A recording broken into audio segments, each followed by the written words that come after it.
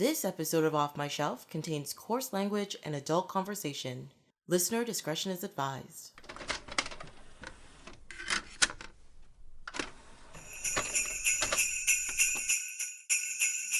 Hello, my name is Tracy James and welcome to Off My Shelf, a podcast about movies that are, well, off my shelf, where we go through my DVDs and talk about the movies in my collection.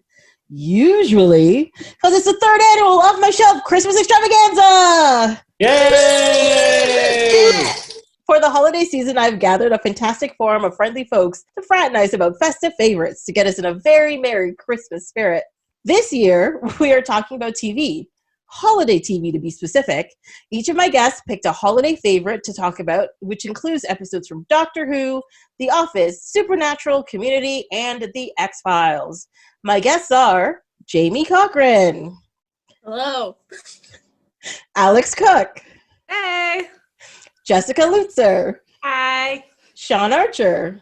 Merry Christmas, everyone. Leah Irby. Hello. And Mike Suderman. Hi. Welcome! Woo! Yay!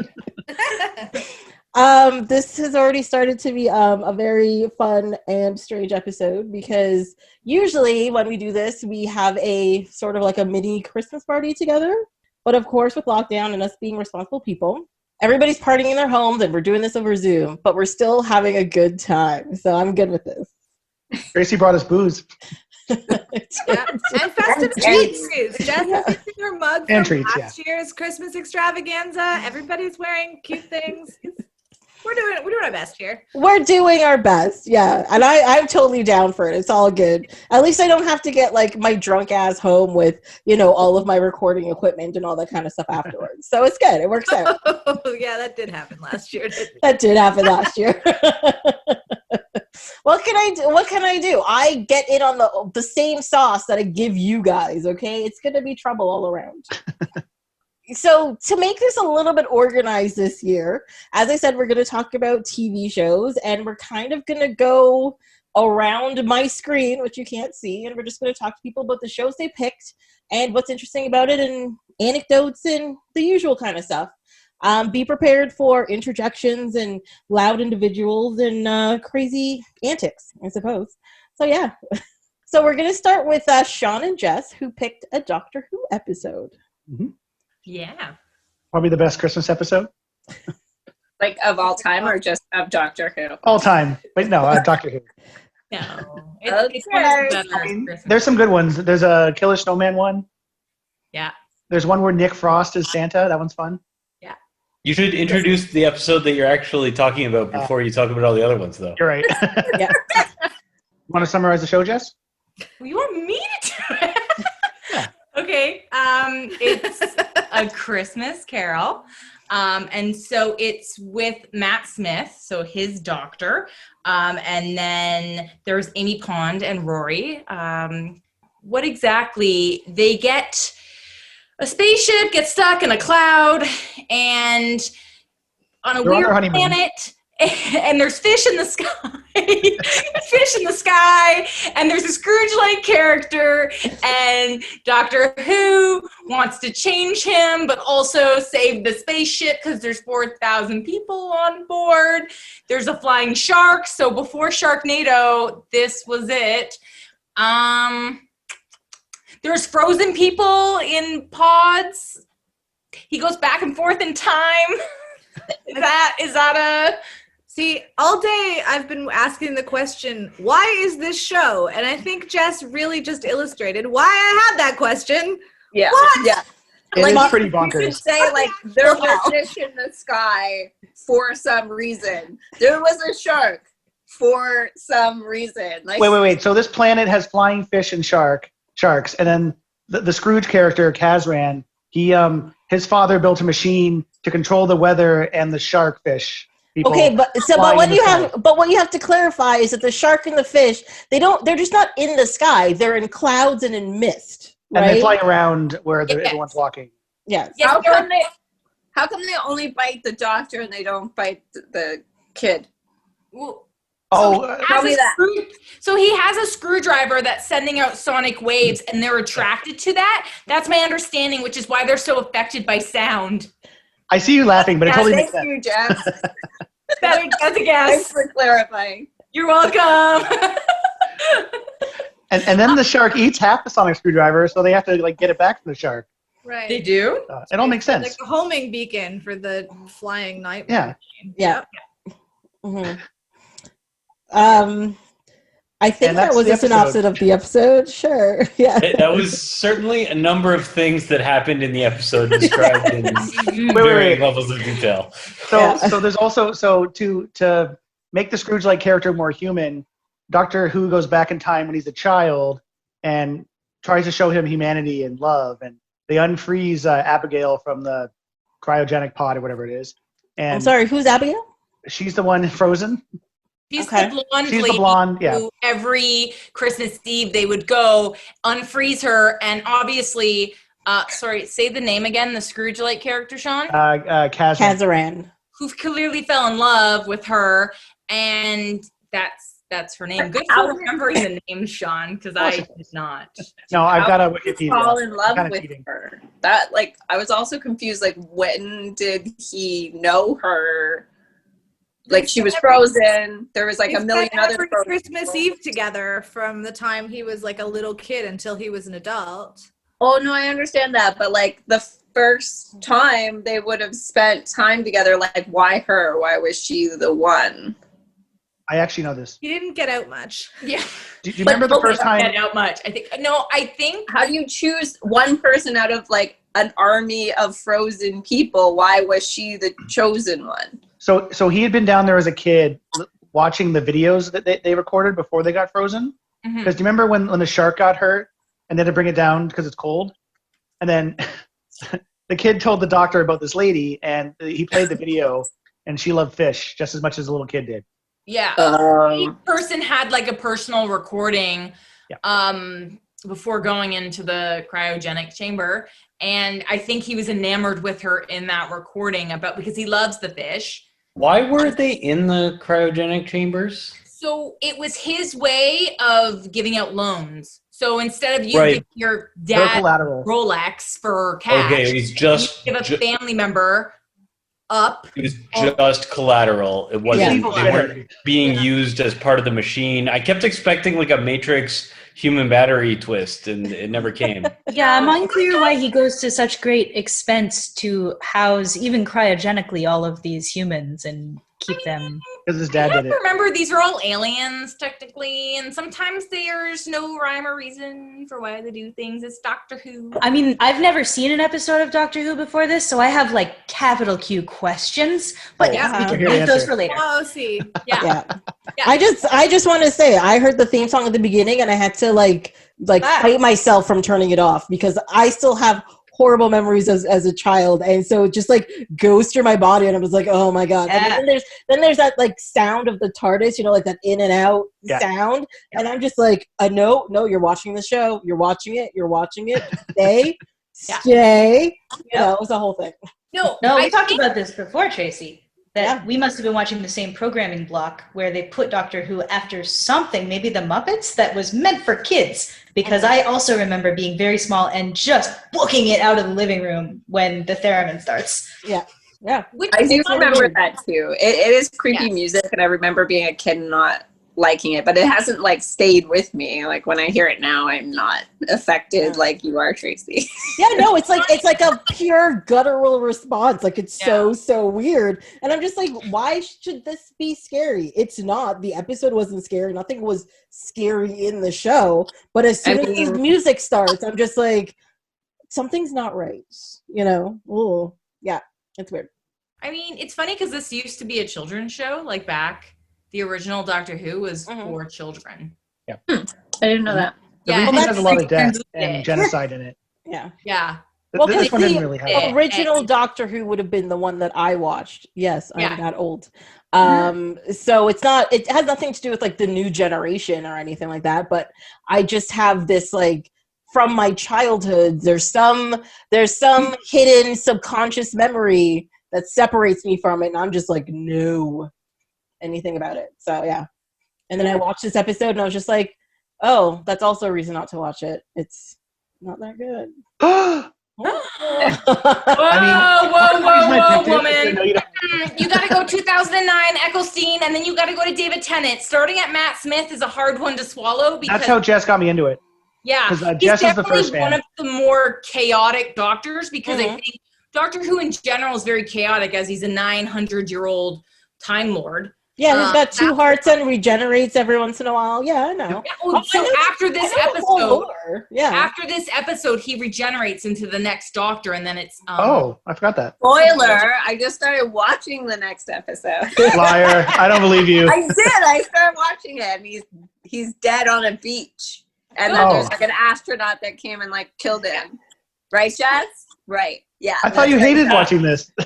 I'm so happy. No, but they tend to transition. They started doing the Christmas special. Whenever that actor was ready to leave, they would use the Christmas special as a way to transition them to a new Doctor. And actually, fun fact, the brand new Doctor is the first Black woman to be Doctor Who.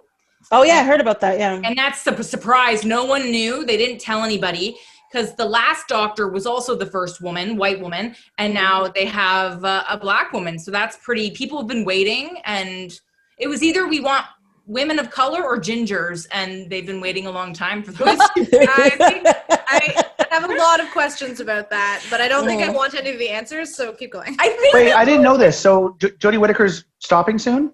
she's done. Oh, she only did 2 seasons. Yeah. Oh, I didn't know that. So I'm excited. To be fair, I haven't actually watched Jodie Whittaker at all, so I should catch up on the last few years of Doctor Who. So It's pretty good. It's not my favorite Doctor Who, but I enjoy it. yeah, It's nothing to do with her. It's just the stories aren't as good. Not as good as Flying Sharks on Christmas Eve. No flying sharks. You can't compete with David Tennant for me. Yes, favorite as well. He's my favorite. So I would suggest Eccleston was fun, but David Which one's Eccleston? He's the guy from there was that show on HBO about the cult after half The Leftovers. The Leftovers. He's the main actor in The Leftovers. If you look at him, if you look him up, you'll recognize him from other stuff. Yeah, you'll recognize him. Yeah. Oh, he was him. the Doctor Okay. for 1 season. I think Tennant was 2 or 3. Then Matt I think it Smith. was 3. And then Matt Smith, Capaldi. So his Doctor Who, I watched like 3 or 4 episodes, still didn't like it. I tried. I didn't watch any of anybody else, actually, now I think about it. I mean, you're not gonna like it if you don't like the chaotic, it's weird and it's meant to be weird. It's quirky. But I don't think there's anything wrong with weird and or quirky. This is just, I don't know. I feel like I'm going to alienate a whole bunch of people if I actually say my real thoughts about Doctor Who. No. Everybody's going to be like, I think it's dribble. I really do. I don't know. But it's not even just like the theme song thing or whatever. I can get over that part. But like sitting down, watching this story, and I understood what they were trying to do. But I'm watching it, I'm just like, this is boring. I get your point. You're not doing anything interesting with it. Can we get on with our life now? It's just, You're killing Sean right now. I know Sean's dying. I just can't. To be fair, I think Very politic of you, Tracy, because we're talking about the X-Files later. Oh, I know. I'm prepared for it. That's fine. I'm going to pretend I hate the X-Files. I mean, I don't have to pretend. Yeah. But this is I actually have the same thing with X-Files about the opening theme that you do about this thing, because it was probably on Fox after The Simpsons or something. Oh, it would have been, yeah. I was a little. Yeah, and I was like a little kid, and I was like, "Oh, this is a scary show. This is a horror show." Mm-hmm. And then you watch it now, and you're like, "Oh, this is totally ridiculous." How you change, Mike? Not like that. Hi, Mike is so cute. Yeah, but that opening theme that's it's like things are getting creepy. Oh yeah. Yeah. But the thing is, though, with Doctor Who is I understand why people like this show. I get it. It just really does not hit any notes with me. And I am not even 100% sure why. And it's not like I haven't given the show a shot. Yeah. But I don't know. Okay. It just doesn't work for me. It's not everyone's cup of tea. This First this episode, particular and I don't know why I'd watch a second one, especially like. yeah, This is a pretty crazy episode.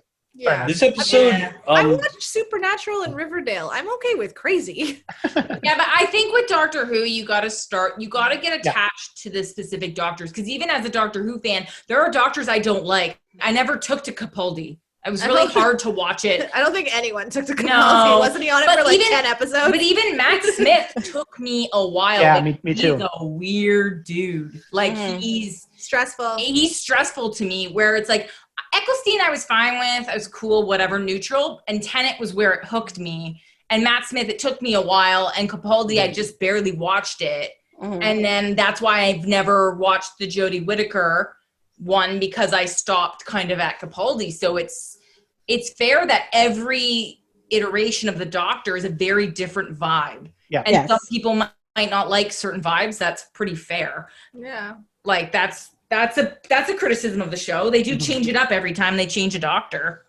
When I lived with Jess, when we were roommates, I hated Doctor Who, and she told me to start with Eccleston, and I'm glad I did, because then I really got into it. Because I'd watch episodes here and there, and I just thought it was stupid too. But once I understood what the lore and what was going on, I really got into it, and I love it. I even like Capaldi. He's not my favorite Doctor, but he has some really good episodes. Yeah. So I like all the Doctors so far.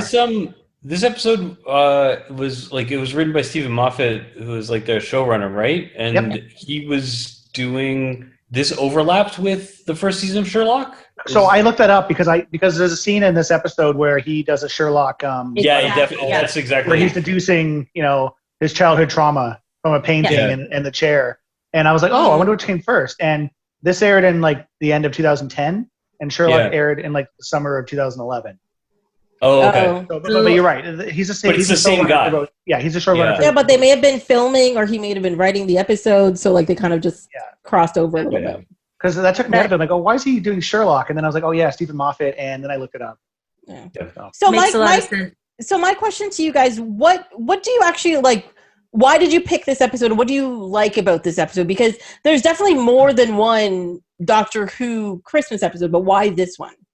I mean, to be fair, I gave Sean 3 options and he went with this one. So that's a question for Sean. I don't know. Like, I looked online the best Doctor Who Christmas specials, and I was going to pick this one or the Killer Snowman one. And I don't know. Like, to be honest, I do like the Killer Snowman one better, but Jess did pick this number one, and I do like this episode too. Okay, but what you still didn't say what you like about it though. I love that he goes back in time and fucks with a. Sorry, we can swear, right? Of course you can. Yeah. I love that he fucks with a cranky old man's life history.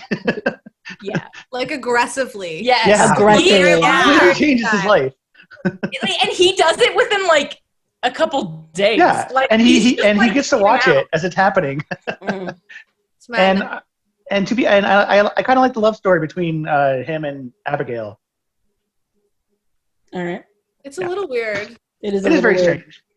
And it's a little, actually, now that I'm thinking about it, it's a little bit like Looper, where they go back in time and like are changing the past. Like it's that weird like causality nonsense. And where they're cutting off the arm and then exactly. Yeah, like it's really cool. Like I don't know, like it doesn't make any sense, but it's a lot of fun to like the weirdness of somebody being aware that their past is changing while it's changing. I don't know. The Doctor Who time travel stuff makes no sense to me at all. I just can't think about it. I mean, you and I both, Sean. You and I both. I don't gravitate towards time fuckery as a storyline, which endgame. But anyway, like, because it's you loved it.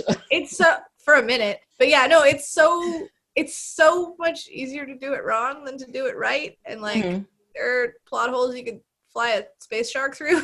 So it was a shark reindeer. Come on. Oh, I got used as a reindeer. No, you're right. That's a better descriptor. I agree. And is Doctor Who always structured that way, that they're on a ship and then that it always crashes? Yes, it crashes at the beginning of every episode, right? Yeah. I've never seen Doctor Who. No.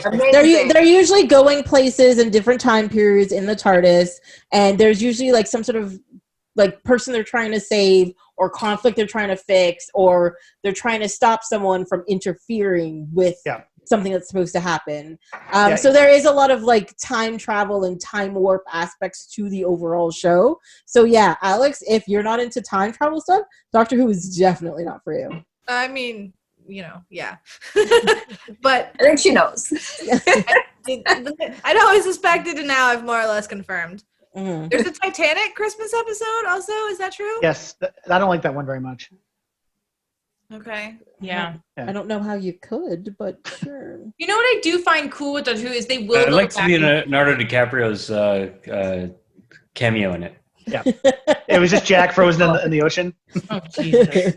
They're trying to They figure just- out the number of people that fit on the door. Like what? Yeah. They just pick Jack up and put him back on the door, just like this is Yeah. stupid. Actually, one thing that annoys me about that whole "there's room on the door" argument is that nobody takes into consideration buoyancy. Yeah, or his Yeah. weight.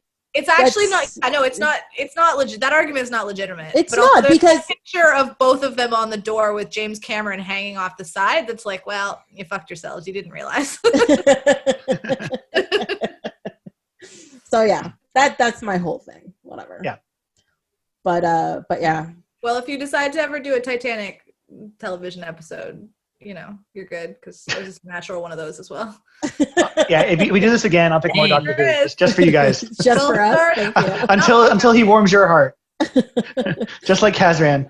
I'll be like, this is the one that did it. It's the killer snowman. Yes. What does bug me about the episode and any Scrooge story is so by changing him in the past, all those people are still stuck in cryo freeze. So I don't know how long they've all been there. So all those lives are ruined, or at least all their family members are dead.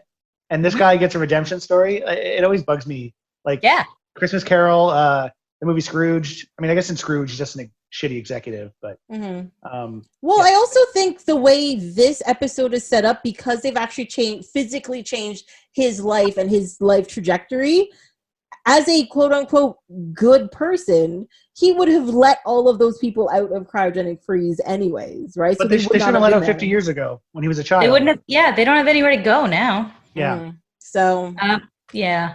Also, were they all dying, or is it just her that had the clock? I think it was just her. No, she Okay. volunteered because she knew she was dying, Yeah. but most of them Okay. are perfectly able-bodied and just pops Right, up right. for no good reason. I loved that she only went to visit her own family one time in all those years. Like, Hanging 6 out with years this to even random speak kid up? is more important. yeah. Well, to I be don't fair, think Doctor they Gabriel seem to wanted to really control what she saw and did Yeah.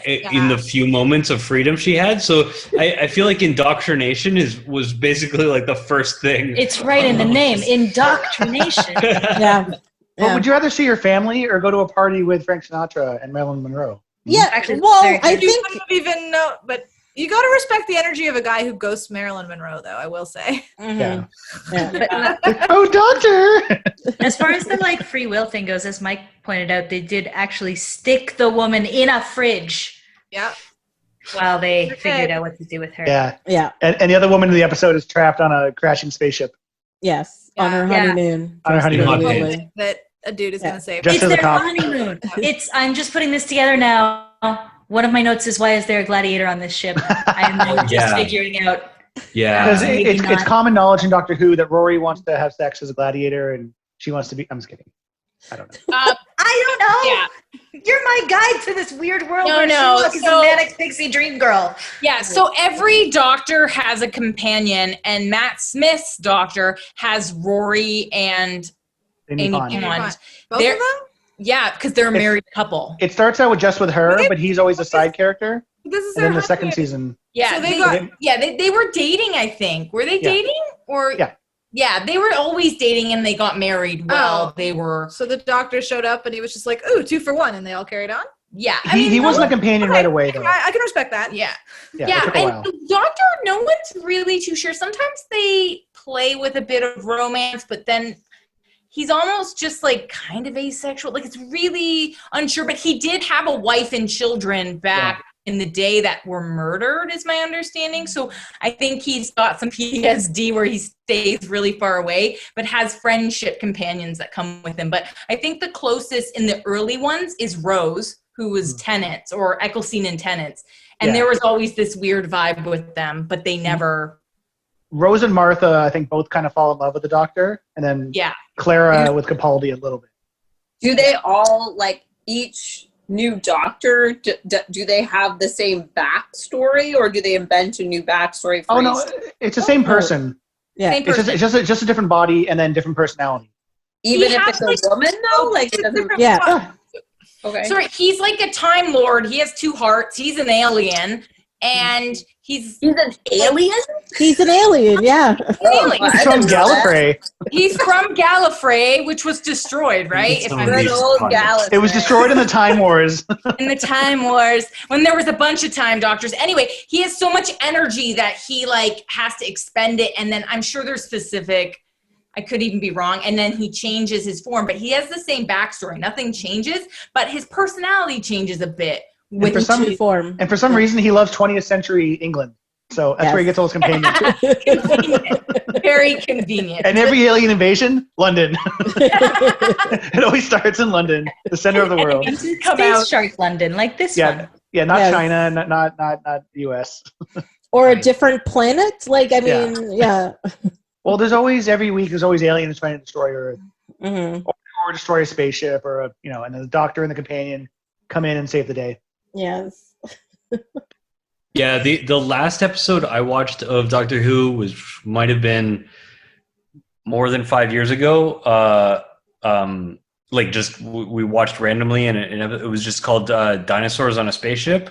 So that seemed like a good on ramp to. Love that song. Yeah, I was like, if I'm not gonna like this episode, I'm not gonna like any episodes. That is true. That is true. Nice hoodie though.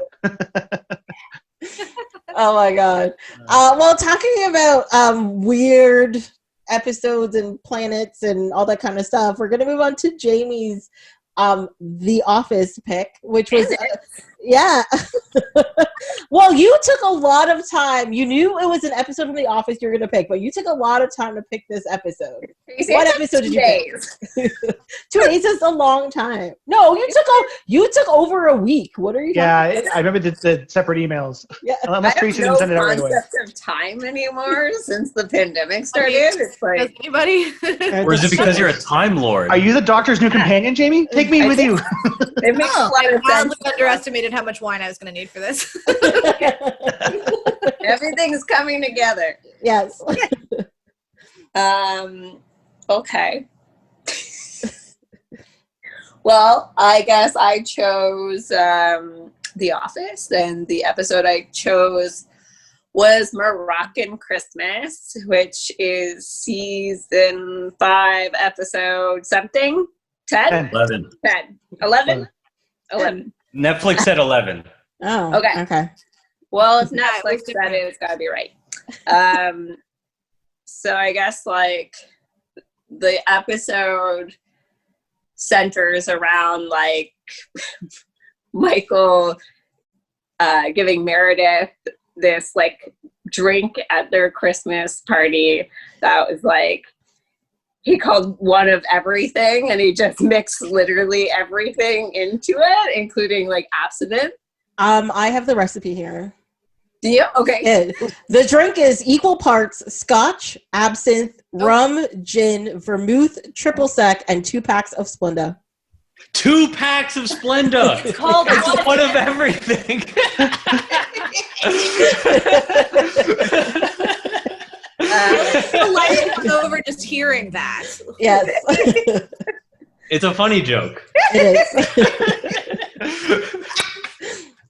So Meredith has one of those and demands another, and it's assumed she drinks quite a few of them, and then starts dancing at the party and accidentally lights her hair on fire.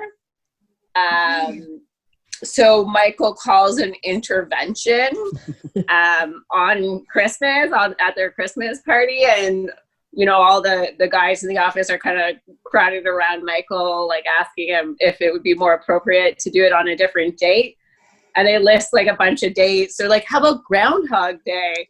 And he's like, I celebrate privately. So he couldn't do it on Groundhog Day. It has to be Christmas. So they all like gather in this room and have this intervention for Meredith. And then Michael convinced her to like go to the bar or something, and he ends up dragging her from the parking lot into like this rehab center where it's it's only voluntary. Like you can't just like admit someone. I forget what he said. What he say? He's like, I have a deposit alcoholic. Where's my sign? Yeah. Anyway, it took me so long, Tracy, to decide on an episode, but I love The Office, and there's so many great Christmas episodes, and I really debated between this one and the other one that's like probably the most popular one, or like the one that people most think of when they think of Christmas episodes of The Office. It's like where they do that what's it called? The elephant. White elephant. White elephant, and or stealing Santa. Yeah. Yeah, exactly. Where it was like supposed to be like a secret Santa, and then Michael decides to turn it into a white elephant exchange. But everyone had picked gifts specifically for people that they bought for. That like he was trying to get them to do like a white elephant type of scenario. Mm-hmm. Also a classic episode. So I was debating slowly for a week over. Jamie couldn't sleep. It was torture. She tossed and turned. It's too much. Anyway, this episode, I guess, like to me, is probably up there. I think it's one of the funniest episodes of The Office. Like I still, every time I watch it, like break out laughing. And like a lot of times with shows, I don't really do that. Like I don't like actually like laugh out loud, but this one gets me every time. I think my like favorite scene is when like Dwight is selling the unicorn princess and he sells it to like Daryl, and then Toby like promises his daughter the unicorn princess. Daddy's gonna be a hero. He finds out that Daryl bought the last one, and he was like, Daryl, you gotta help me. It's for my daughter. And Daryl's like, well, I'll sell it to you for $400. And Toby's like, you know, I only have 200. And he's like, that's fine. You can pay me later. And Toby's like, thank you so much. And then he turns the box and looks at it as the black unicorn. And he does. You can just see at his face. He's just like, oh. And he's like, what is there? Daryl's like, is there a problem? He's like, no, it's better than the one I wanted. Like, because he couldn't say anything. It's just like so funny. But yeah. I laughed so hard when Michael threw the pencil at Toby. Like, it looked like they were bonding for a second. And he just goes, bam. That made me howl. Yeah. Oh, I was so uncomfortable the whole time. I've seen a few episodes of The Office, but this is the first one that I've seen. I've seen the first couple episodes of The Office, and I was like, why would anybody watch this show on purpose? And Mike said that I would get used to it, but Mike will also eat Sour Patch Kids until his mouth bleeds, so I'm not listening. I haven't done that probably since my teens. That like literally blood. Yeah, whatever. Yeah. It was so funny, and yet I was so uncomfortable. And I know that's the whole point of The Office, but I was not prepared for how uncomfortable. Yeah, the blonde who's cheating on her fiance with Angela. Angela, and I was like, I felt bad for a guy with a sitar. I hate guys with sitars. Like across the board. I felt so bad for him. I'm like, oh, they all know, and he doesn't know, and that's the worst. Wait, am I him? Am I Andy because I play instruments in our D&D now? Is that me? I mean, I'll just shove you off the door in D&D. It'll be. Is Alicia sleeping with Mike? Are you guys not telling me this? Is Mike Dwight in this situation? I don't know. It's the only other guy here. Happening? Bears, bees. Well, I can't remember the line. Good enough. Yeah. What is it? Bears beats Battlestar Galactica? Yeah, that's what it is. I wasn't prepared for it to be so funny. And and some of the cringe does, I think, like, dissolve if you're more aware of the characters. You know how awful Angela has been in previous episodes, so watching like her being exploited is good. Well, having seen all the episodes where Phyllis is just like treated like a punching bag, like, and then so in this episode she like her horrible domineeringness like really is playing against that previous thing, and then like Andy's also been a horrible person at times. Like it's like it's all in a vacuum. I think it is, but it's it's more in context. Like it's still as bad, but because it's still, you know, people that this is happening to, but you feel more ambivalent about the individuals, and like you can kind of point to different you know, actions in the past that they've done that like kind of the cringe is playing off of a little bit more. I'm still slightly salty about that time Leah and I had to like lightly hitchhike at a Scranton, so probably not a good demographic for this show anyway. Okay, first of all, didn't pick up his phone. You can't just skip over this. You gotta tell the story of this. And go. I don't know what. Well, yeah, there you go. I mean, we were. Alex, do you want to tell the people what we were doing? We were going to a concert in Mechanicsburg, Pennsylvania, and it's, you know, like sane people in New York State.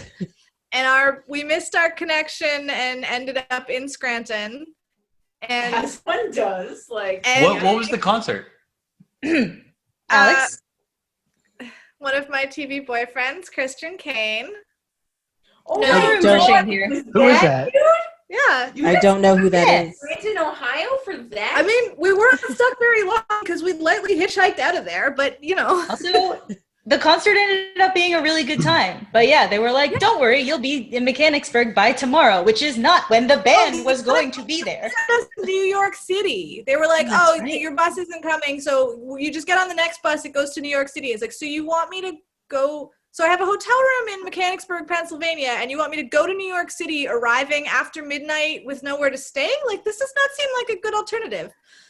And I tried to call a cab to just, like, bribe somebody to drive us, and the woman was like, oh, yeah, he doesn't always pick up. And I was like, He?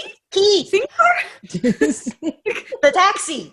Oh, like, you mean the person at the taxi company? No, Ralph, the guy with the cab. At which point... everything goes out the window because neither of us drive. We can't rent a car. And it's just like, it becomes like the lesser of all available evils. Like, what, you know. Yeah. And there was an incredibly witless teenage girl from a trailer park in upstate who was trying to meet her mom in Harrisburg, and her mom had arranged some sort of relay system. So we just like sidled up and we're like, can you introduce us to these strangers who are coming to pick you up, and maybe they have room for other strangers? So we literally got in the car with two separate sets of strangers. And then the stranger who was picking up this teenager dropped her off to not her mom, right? Another set of family members who was picking her up. Her mom had sent her, and it was somewhat, Yeah. So then at which point the teenager shows up and is like, hi, I made two friends who are twice my age. They're coming too. Like, yeah, hi. Okay, I'm just going to say this goes against everything we've ever been taught in school, okay? I'm just going to tell you this. We weren't aware, but I mean, if Scranton only has one cab driver and my alternative is nowhere to stay in New York City in the middle of the night, a couple of well-meaning strangers on a teenager relay seemed like kind of a great idea. We did some math about this, and we were like, realistically, if this dude who's coming to pick up this teenager is most likely to kill this teenager. So actually, this puts us in a position to do a very good deed of saving her life. So we really should go with her and just make sure, because she's never met this guy. He could be a weirdo. Turned out they were all lovely. They were, and they were completely charmed by us, partly because we're charming, but also because the teenager was like freaked out and basically mute, and we were just like, oh, thank you so much for this ride. We're happy to throw money at you, but also we're very good at conversing. Do you think they were like, oh, these chicks are Canadian. They seem very friendly. Oh, they thought we were nuts. And they basically said that. We were like, listen, we understand that you think we're nuts, but also we're kind of out of options. Like, we understand getting in a car with a stranger is bad, but it's not as bad as the alternative. That bus station is the size of my living room. Like, no. The concert ended up rocking. That was fun. But it wasn't until we were headed out of town in stranger number one's car that we passed in a near perfect mirror image of the time that we were driving out of Detroit in the middle of the night in a totally different story. We passed both Dunder and then Mifflin on the road signs, and I was like, I am not a person who watches The Office, but have seen enough like coffee mugs and references to know where we are. Is this where we are? Yeah, that's how I loved where The Office was set, actually. Really? And I love that this comes right back around to The Office, Jamie. Yes. Yes. Perfect. I apologize for lightly hijacking your episode, but I felt It's for everybody to talk, not just me. felt that our history with Scranton poor mentioning. Yeah. I just would not recommend in real life. Yeah, no. Not once you're out of your 20s anyway. I was listening to a podcast this summer called The Oral History of The Office. I don't know if anybody else listened to it or that's just a me thing. Oh, yeah. But it's so good. It's the best. It was like every moment of it I enjoyed. They had like the entire like original cast on and like all the writers, producers, like everybody, and just like walked through like the entire like how the show got up and running, like how it got broadcast on NBC, like the executives involved that made it happen, why it didn't get canceled, like all this info that was really interesting. But one of the things that's really cool about the show is there was a lot of people on the show that weren't actual like actors. And Phyllis is one of them. She was actually a writer, and Phyllis is just Phyllis, like that. She's just herself in the show. She's not like really like, she started to learn a little bit of improv while she was on the show, but it's mostly just her. She is just this like timid, quiet lady that's like rosy cheeked all the time, and like they just threw her in. Well, she was a good fit. She did great. So she's so funny in it. Yeah. And she found love with Vance from Vance Refrigeration. She did. Yeah. Wow, Mike knows The Office. Didn't Mindy Kaling start off as a writer? Like she was on the show, but barely, and then yes, she was a writer. Yeah, her too. But that's then BJ Novak was like something producer or something. He was. Yeah, why was he not in the episode? I didn't see him. Wasn't he in the episode? No, he wasn't.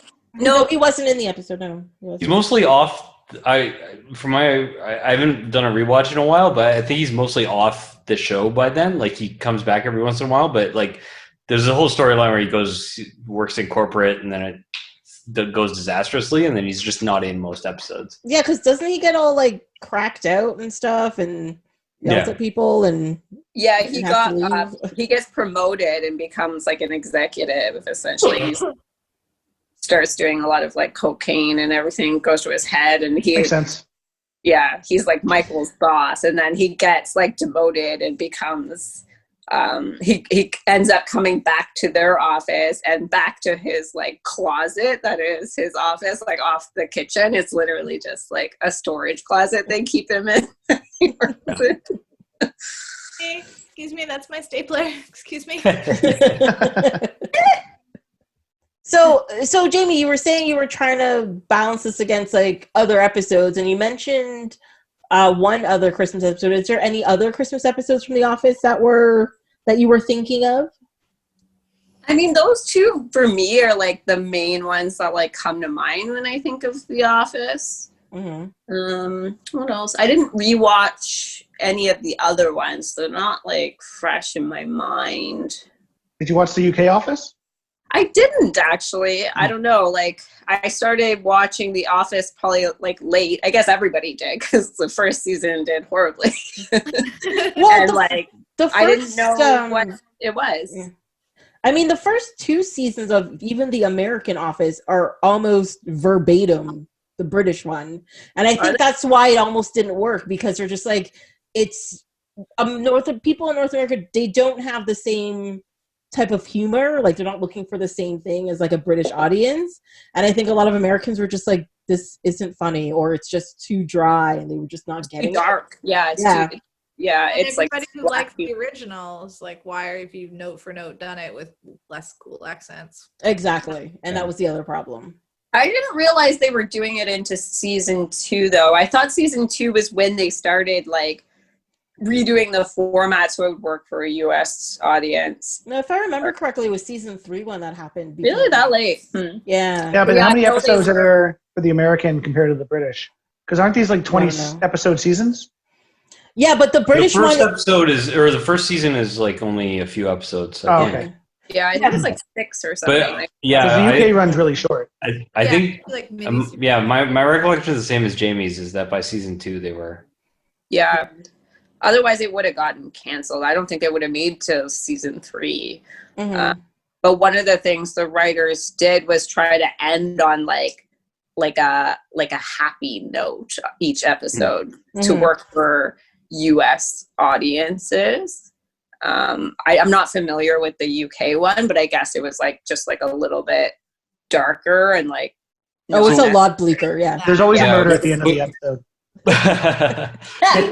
So we haven't listened to the Office podcast, but we did listen to Mike Schur talk a fair amount on the Good Place podcast, and he was a writer on The Office. Yeah.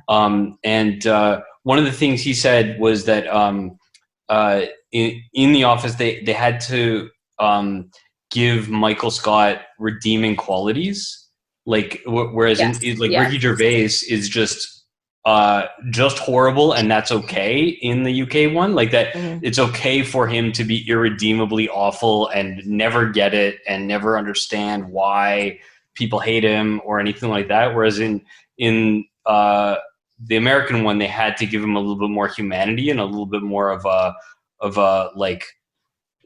a reason to sympathize with him. That was one of the changes that, and then Mike Schur said that like that's one of the things that he just took away from working on The Office was just like humanizing people on the show. And and all the characters, like everyone that works for Michael, you start to see within like the second, third season, they all like, it's like he's so difficult and crazy, but they love him, versus like the first season, they're like, they don't like him, and it's harder to watch or even more awkward. It is. But sorry, go ahead, Mike.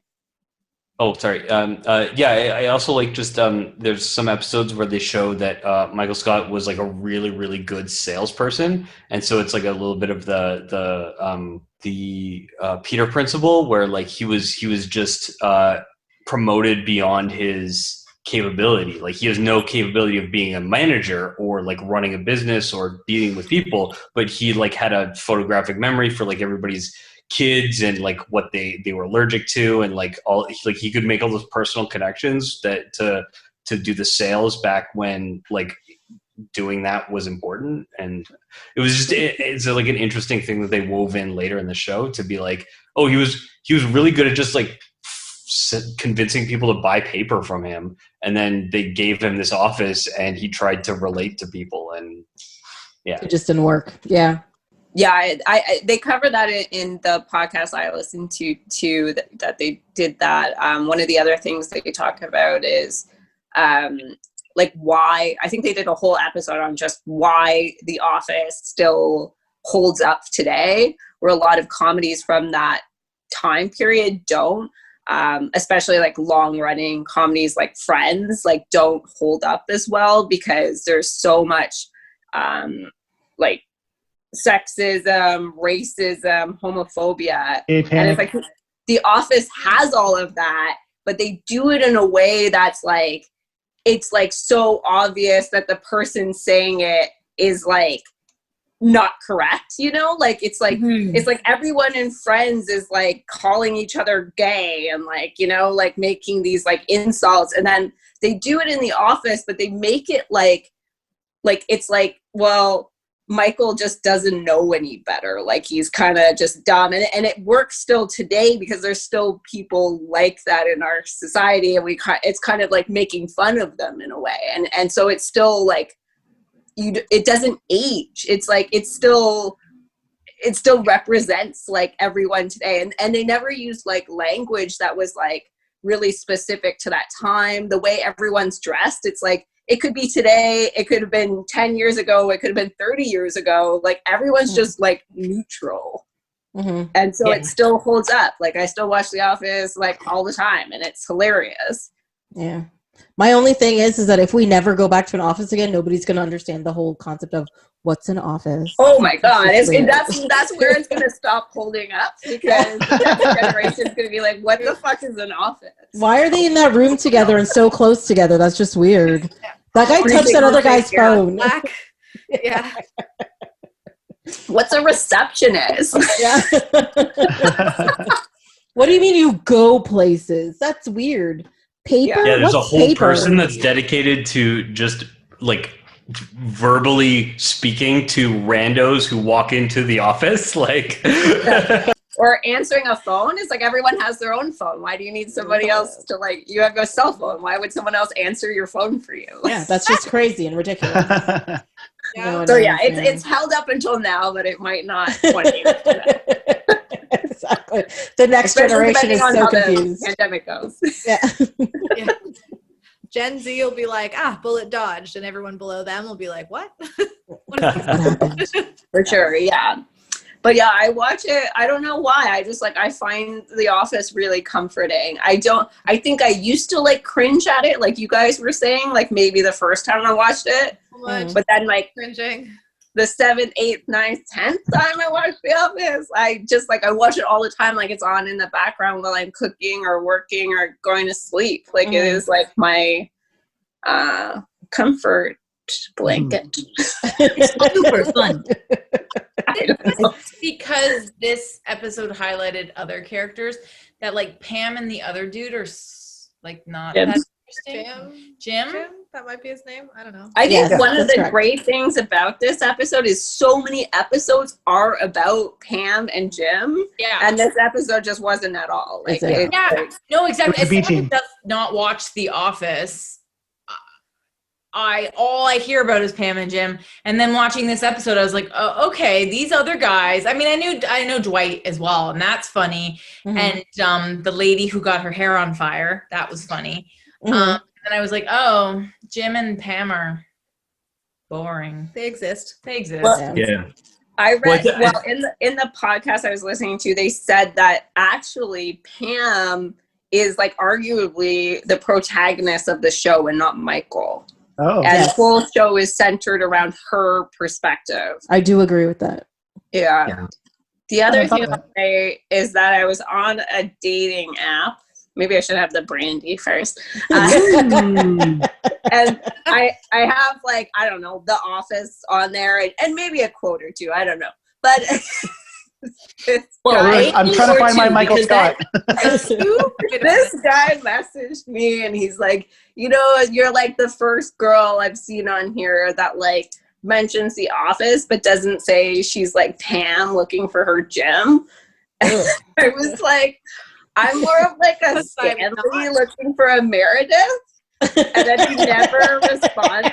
And I come on. Meredith knows how to party. I don't know why. Like, apparently, I mean, good that you communicated your expectations quickly, and then he's self-selected out. Yep. Yeah, that's on him. Yeah, he knew he could not perform what he knew. It's not what you were looking for. It's fine. Heck with that guy. Yeah. Just don't put Angela unless you're on Christian Mingle. Exactly. Yeah. Nobody puts Angela. It's I finally found my Jan to my Michael. I am going to watch some more episodes and then probably take offense. Watch. I'll proactively join you in that. You're 3 seasons in. What the fuck, Mike? What's the episode called? I think it's called House Party or Dinner Party. Yeah, watch that one. Tomorrow. Yeah. Oh no! Just a room full of candles, scented candles, like. Oh no! Yeah. He puts his steak in the glass of wine so it softens it because he's got soft teeth, which they referenced in this episode. Because he has to go to the dentist. His monthly dentist appointment. Yeah. Oh, gotta love it. Sorry, I watched The Office. Well, I'm glad someone else on here does, because clearly nobody else Right? does. Come on. I watched the first 3 or 4 seasons and then just kind of stopped. I don't remember why. I did enjoy it. I don't think I loved the show. Character. Yeah, I mean, people you're very. There's Doctor Who to watch. I had to watch that. no, but I think that was a little bit because I mean this was season 5, right? And to kind of Jess's point, like the first like arc is is quite a bit about Jim and Pam and the will they won't they and all that stuff, and then they get married or like whatever, they get together, and then so they're actively retooling the show, but the initial hook that like kept people in for a little while, they have to like add new characters, they have to figure out a new balance and things, and one of the things is like giving Phyllis a whole lot of power in a Moroccan Christmas. That was so good. It starts in a lot of new ideas, but like yeah. So I also really appreciated this pick because it is clearly the least whimsical, but also most accurately represented as a Grinch. Myself, it really accurately represented what it's like to be around other people in like all of December and part of November and sometimes into January. Ugh. So I did appreciate that, Jamie. Thank you. You're welcome. Yeah. That's what a lot of the holidays feel like for me, is that sort of tooth-pulling sensation of watching The Office for the first time. Oh, God. I actually, one of my questions for you guys was going to be like, have any of you guys had like an Office Christmas party this year? And if so, what did that look like? And how cringeworthy was that?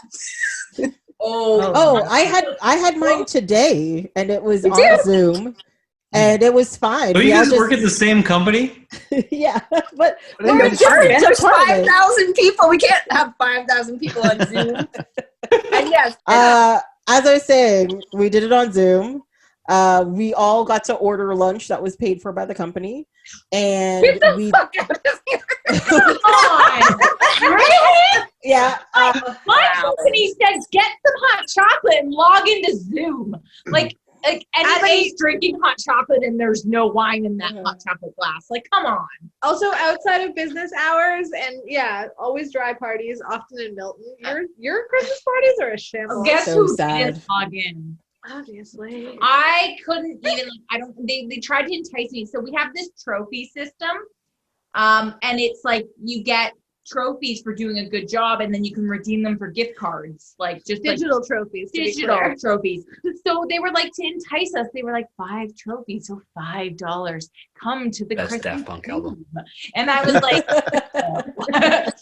also Alex was doing her dad's birthday party on Zoom, so I was like, I don't trust the quality of my bedroom, but also even if I had the best setup, we had I enough. wouldn't have logged on. Yeah, I topped out our awkwardness on Zoom budget last night, so no. So you know what? Like, we have 300 people, and everyone was invited to the same Zoom. So also Nobody's gonna notice that you're gone. Yeah.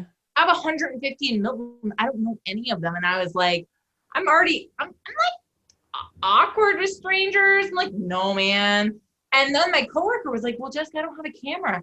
How can I go on when you're like, there's communication? I'm not going to get too specific, but like, how do I do this? And I was like, you don't. And she's like, okay, well, wine alone for me. And I was like, yes. Yes. Christmas party. Oh, well. Agreed. So sad. Can I bring one thing up about movie and TV show Christmas parties? Sure. Yeah. I like that The Office didn't do this. It wasn't on Christmas Eve.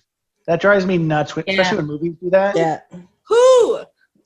Who would ever? Yeah, who does that? That's the thing. Don't does that. I think Only The Office 2 has done that FBI every agents. other episode. Well, see, that was Mulder, so that's different. That's not a. Party. The FBI didn't sanction that. Yes, Yeah, that was a it's completely fair different party, thing. To be fair, like Yes. clearly we know she does all her Christmas shopping on Christmas Eve. Because she's busy. Because most Office Christmas parties Yeah, are the busy. middle or like early December. Yeah, I just hate when I movies was do trying that. to organize like Christmas trivia in our office, and it was like, oh yeah, like 70% of our office is gone by next Friday. So like, good luck with that. Yeah. But Actually, it's first weekend of December of us. yeah. By the No. 12th, Yeah. you're done. Yeah, forget it. Yeah. My department does January, actually, because we're so busy in Christmas. I used to work for a real estate company run by a woman who was notoriously what's the word? Not generous, I guess. What's her name and address? But the only What's the company name? one of the I was trying to think of the names of famous dragons in history and couldn't come up with anything. So you're welcome. Smaug? Draco the dragon from Dragonheart. This is why I'm not in charge of that was okay. like the one big indulgence of the year is like, forget December. We're having the Christmas party in January. Yeah. It was on a Friday, or I think it was a Saturday night, and it was bananas. Like just open bar, everybody hammered to here and back, like, because it was like, oh, this like, you've been working at 6 days a week and like Scrooge all year, so like enjoy your bar tab. She was just like, whatever, that's fair, do your worst. Well, at least you didn't like scrape on that. It cost half of what it would if it had been in December, so we were all just like, whatever, we'll take it. Yeah. You came home from those parties in different years in all different angles, standing on all different angles. None of them straight up. Never straight up. No. Usually carrying your heels. Those were good. Yeah. Always carrying my heels. There's nothing wrong with a good Christmas party. Yeah. Does anybody have any really fantastic I miss them. Christmas party stories? Oh! Can I say one? Can I say one? Yeah. We had a good one year. So our company had an open bar at a club downtown. So they rented the whole space for us. It was 2 floors, and they had like hors d'oeuvres, like, but it wasn't like, one guy with a tray for like 100 people. It was like there was like 20 servers, always in rotation, coming through food. So there was lots of food to eat, right? There was live band karaoke, open bar, everybody's having a good time. Now, this was a creative company, and unfortunately, somebody on the list should not have been on the list and showed up at the party and got wasted, okay? Whoa. Like, wasted. But these are parties where something happens every year. There was, like, a cheating scandal one year, they're still doing deals over here. There's a whole thing. Tell us. But anyways, this guy shows up. I don't know about the cheating. Gets blind, stinking drunk, is asked to leave, falls down a flight of stairs, starts cussing at people. The cops show up, they arrest him, and he kicks out the window of the cop car. And he gets arrested. The thing is, I'm upstairs, drunk shit-faced. I come downstairs, everybody's like, oh my God, and there's glass everywhere. I'm like, what's going on?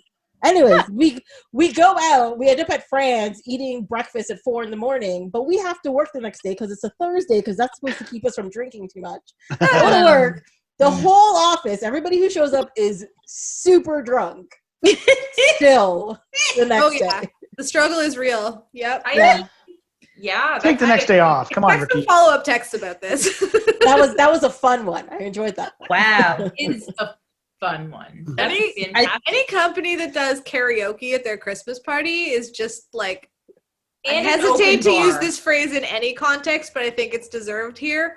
Asking for it. Asking for it. Okay, I'm gonna. And I'm sorry. Live band karaoke. Hold on. Come on. I mean, you gotta have an open bar. Oh no, like I get it, but I'm like, you're asking for an open bar, like you're gonna get some shit. I didn't even have an open bar at one place. We had 3 drink tickets, and one of the 19-year-old porters gave a lap dance to the 30-something manager, and she ended up having boob tattoos I didn't know about. I was 16. That's my biggest turn on. Tattoos. My laptop nearly just got. I was 16. What shape years is old, one too? and this was my first Christmas party for a workplace. And I watched one of the very good-looking young porters dance with my married manager with 2 teenage children. That's awkward. I went to a wedding once where a bunch of the groom's friends had been male strippers. So instead of doing like the whole awkward garter thing, the bride was just like, "Come at me, boys!" And so she. Oh, and they did, didn't they? A line of actually dancing like people who danced for a living. It was fantastic. My date was unamused with my enthusiasm, but so sad. Too bad. I've been pulling out bills. Very hot cops. It was a cash bar. I didn't have bills to support that. Otherwise, I would have. That one before the fire. Yeah. Oh, that's hilarious. These are just strippers. Look at how hot they are.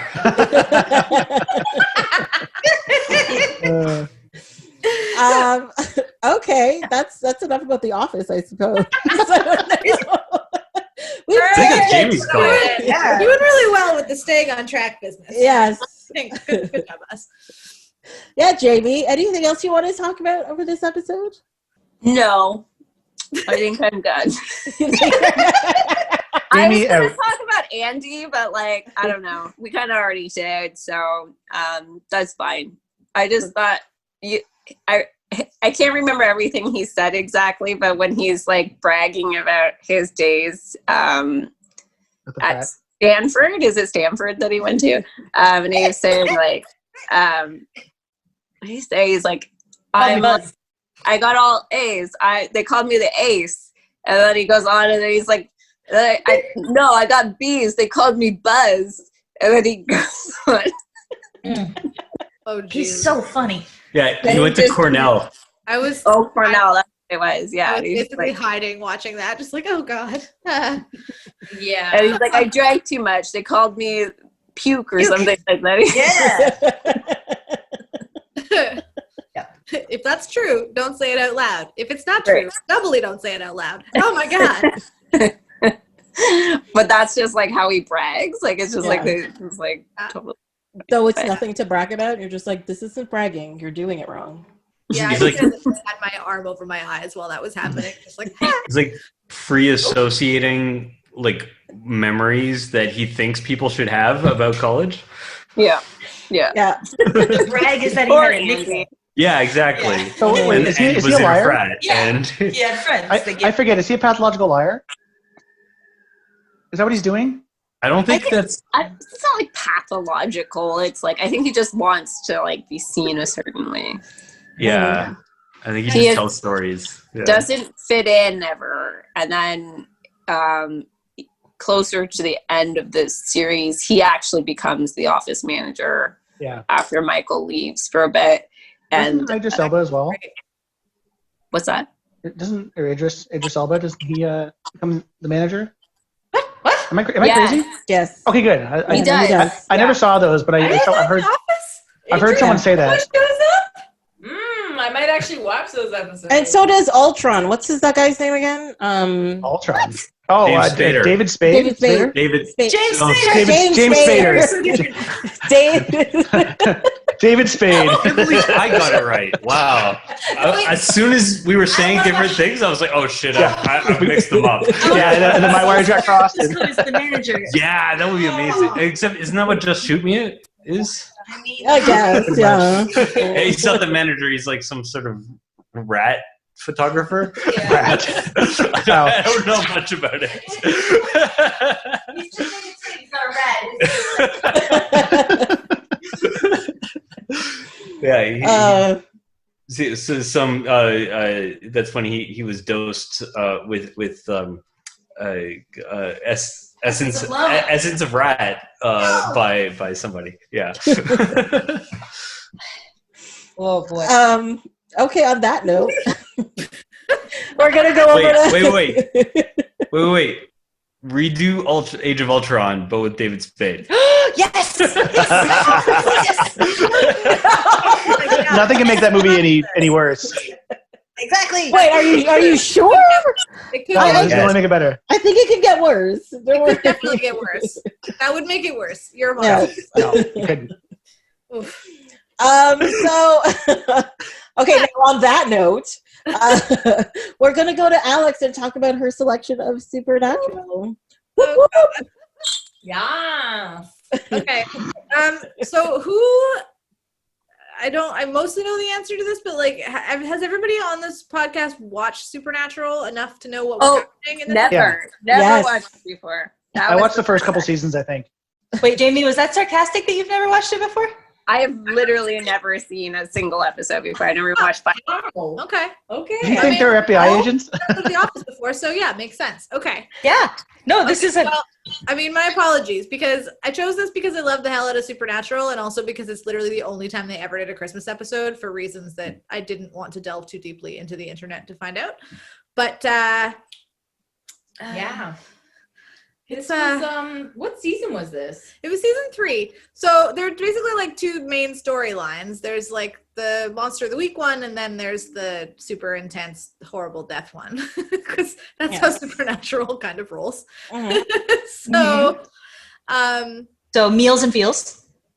We'll go with that. Yes. Yeah, basically. Yeah. Yeah, so the background is that Dean has made a crossroads deal with a demon, and he has like 1 year to live. So he gets all up in his feelings about Christmas, and he wants to have a good one. And Sam, for reasons that were revealed in the episode, is not big a fan of Christmas because it signals the end of childhood innocence, and also his father being a dipshit and assorted other drama.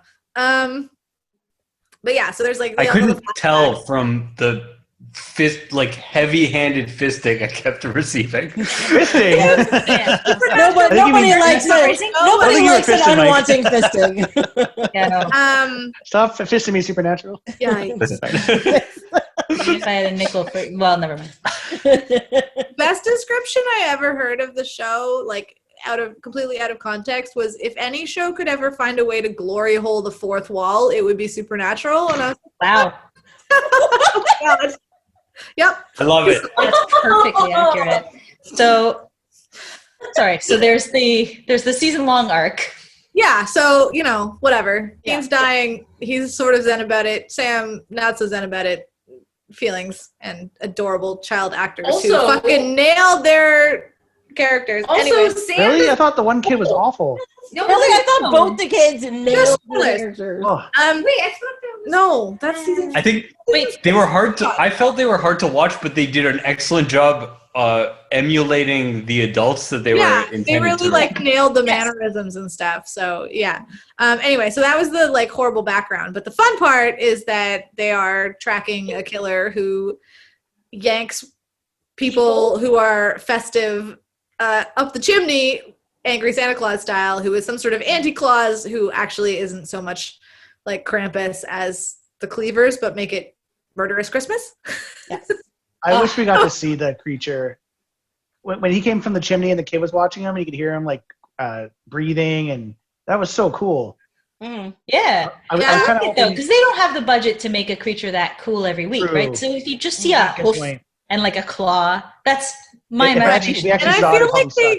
they also kind of tapped out their visceral horror, because first there was the guy in the bag in the basement, and then there was the thing with the fingernail, which Oh, I know. I was like- shocked. Yeah. the same way that Jamie finds The Office soothing. If I need to chill myself out when I'm anxious, I'll put on Criminal Minds in the background and be like, yes, some totally psychotic murder. How relaxed. What is wrong with And you? when that fingernail A lot scene of was things. happening, I was shrieking, horrified. Oh my God, that's why are they doing this? Yeah. Shrieking. So That caught me so off guard.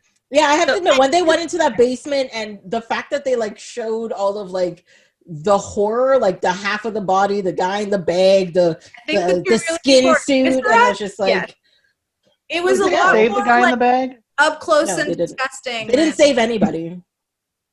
I think. I mean, they saved just potentially left the future people. Yeah. From And next themselves. 3 people a year, they say. Yes, they made the next Christmas brighter for a number of unwitting families, But those 3 families or 2 families this Christmas? Oh.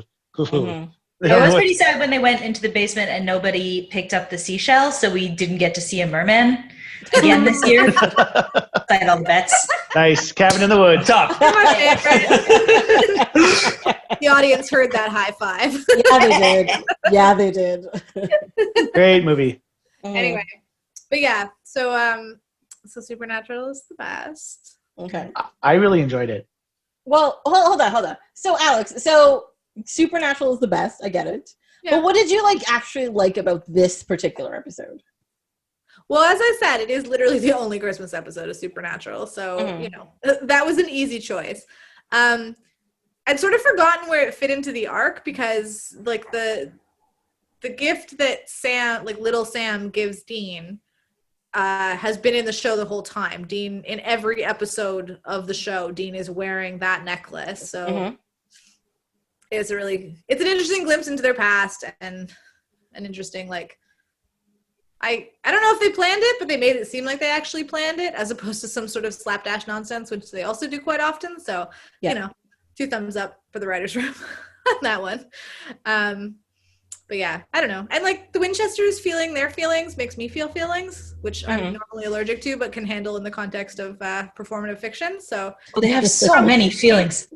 They have a lot of feelings. That they like try to pick up with like oven mitts, where they're just like neither of them are in any way equipped to deal with the feelings. So they're like, I've got this thing.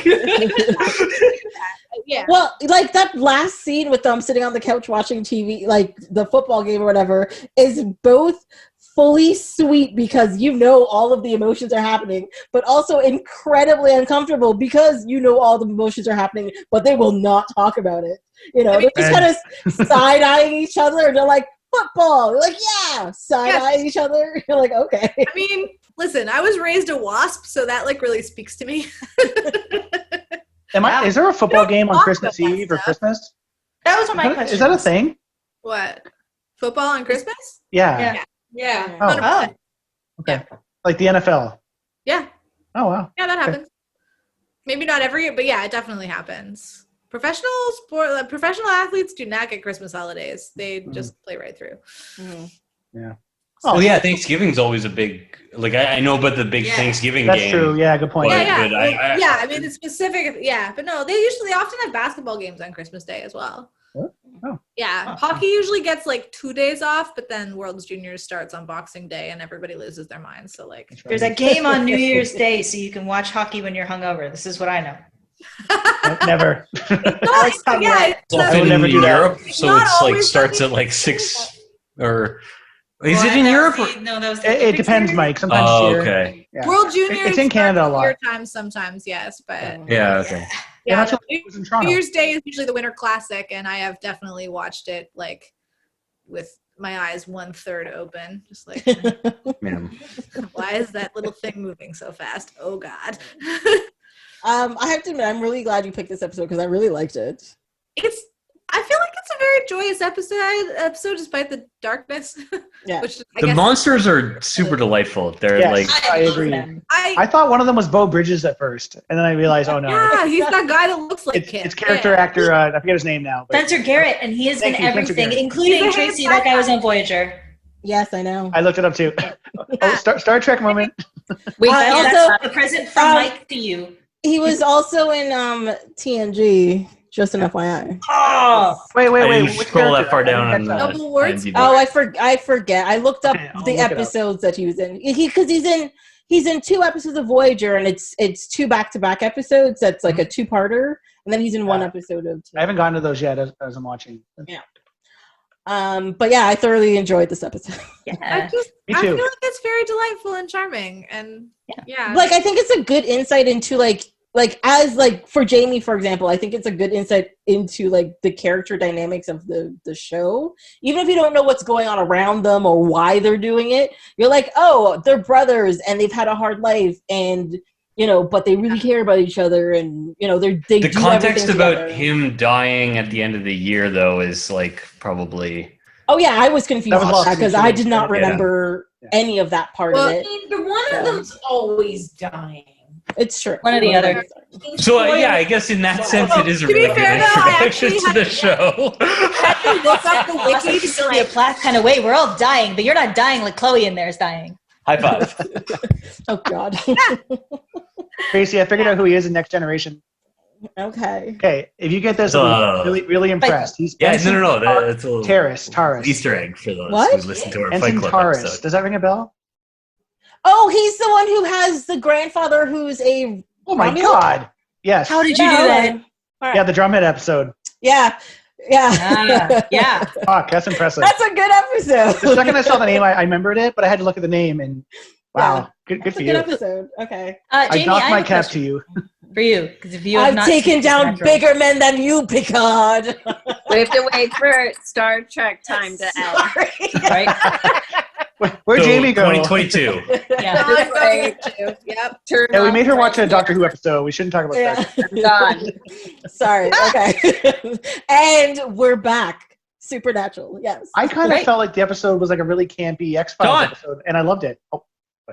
I mean, it's a very good representation of the show because the show is at all times both very serious and very bananas. Yeah. So, At the same time. like that's like literally that's why they've been on the air for 15 years is because they managed to like find that sweet spot where it's like you care enough about the characters and what's happening to them that you don't care when like they have a season-long dick joke or fucking That definitely happened. And yeah. in the beginning, they really did do that monster by episode thing that is X-Files. But also every time that they got lost and the fan base got unhappy, it was because they deviated from that and can't like focus too much on the arc. So they would pull it back and do some. They literally have dialogue about it in some episodes where it's like, all right, we've got a case, and the other one is just like, but the apocalypse we're trying to avert, and it's like, well, we don't have anything to go on, so let's fucking do some good in the meantime, and then they like pull it back to the format that makes sense. So like, yeah, that's why the show works and why I'm still watching it. But so I had watched the show sort of while it was on and forgotten all about this season-long arc with Dean. But I was curious, Jamie, about what you understood from just this one episode about, like, did that register to you? Like, what does it mean to somebody who does not fully engage with the madness of Supernatural to watch an episode? Yeah, I mean, I don't know, like, what madness, like, you're referring to, because I haven't seen anything else. This episode seemed very much like a one-off, like, Christmas special episode that it really just, like, wraps everything up. I feel like as an outsider, you can come and watch that episode and fully digest what's happening. It is not complex of a plot at all. Yeah. The only thing you might not clock is that, one of them is, like, dying. Yeah, they mentioned that there's no mention of why. I mean, all this stuff with like their mom and dad and like don't talk about mom. It's like I don't know what's going on there. Why can't you talk about your mom? Yeah, but also during that scene though, there are two kids by themselves in some seedy motel, so you know something's just not right. And I think that's part of just and they don't want to setup. And they don't want to talk about it, yeah. I mean, they're hunting an Anti-Claus who yanks people up the chimney to murder them. So, like, obviously they're not well if they're walking into that situation on purpose. Yeah, I like childhood trauma is the least of it, probably. And I actually like, if you had talked to me 2 days ago before seeing Supernatural, I would have said to you, I have no interest in watching this show. It doesn't sound like, I didn't know anything about it, and it didn't seem like something that I would, like, I just automatically assume it's not good. I don't know, just in my mind. And then I watched it, and I actually did like it. I liked it. I would watch another episode. It's really just super eye candy through the whole 15 seasons. Yeah. It's of monsters. It's very delightful. But again, if you like Monster of the Week, like they do that consistently. So I still remember the episode where it had like a murderous unicorn in it. It was so good. It's actually a really well done show. Like people make fun of it.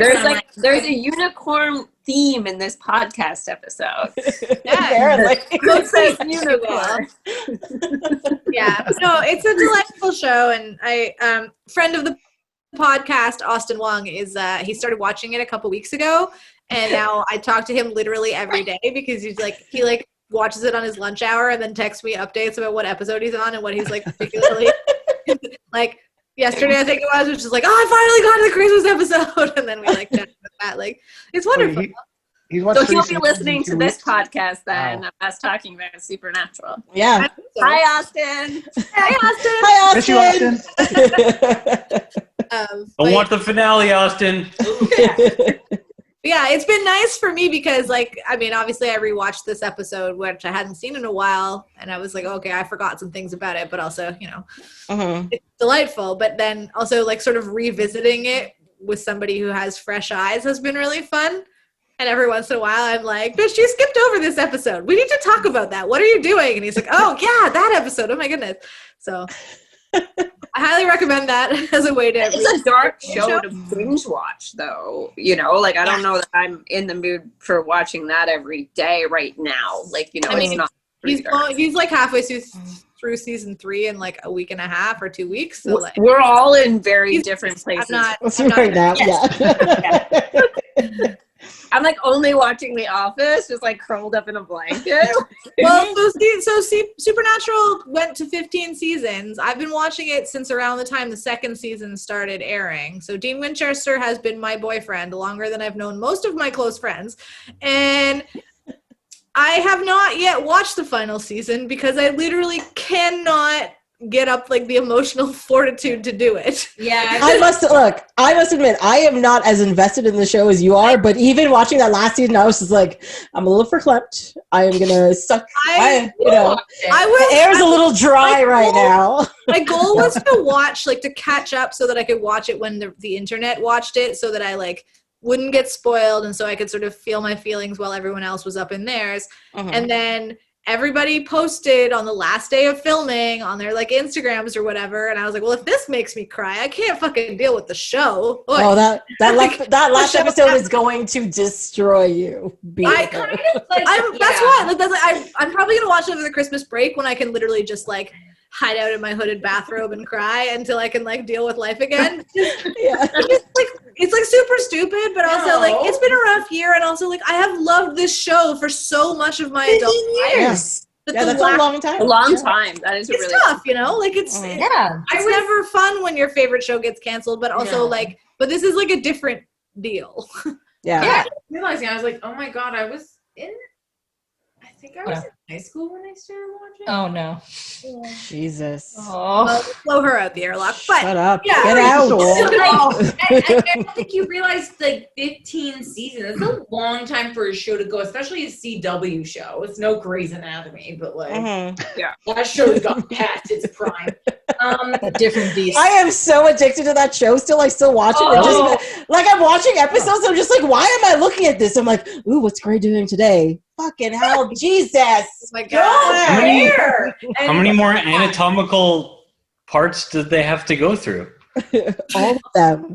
All of them. All of them. As someone who's Waka like waka. Jason, That took me a second. Thanks a lot, please. And I feel like, I mean, I'm sure there are people who are just as dedicated to Grey's Anatomy, definitely. But like, also some of those shows, it's very possible to like for a show to become a habit.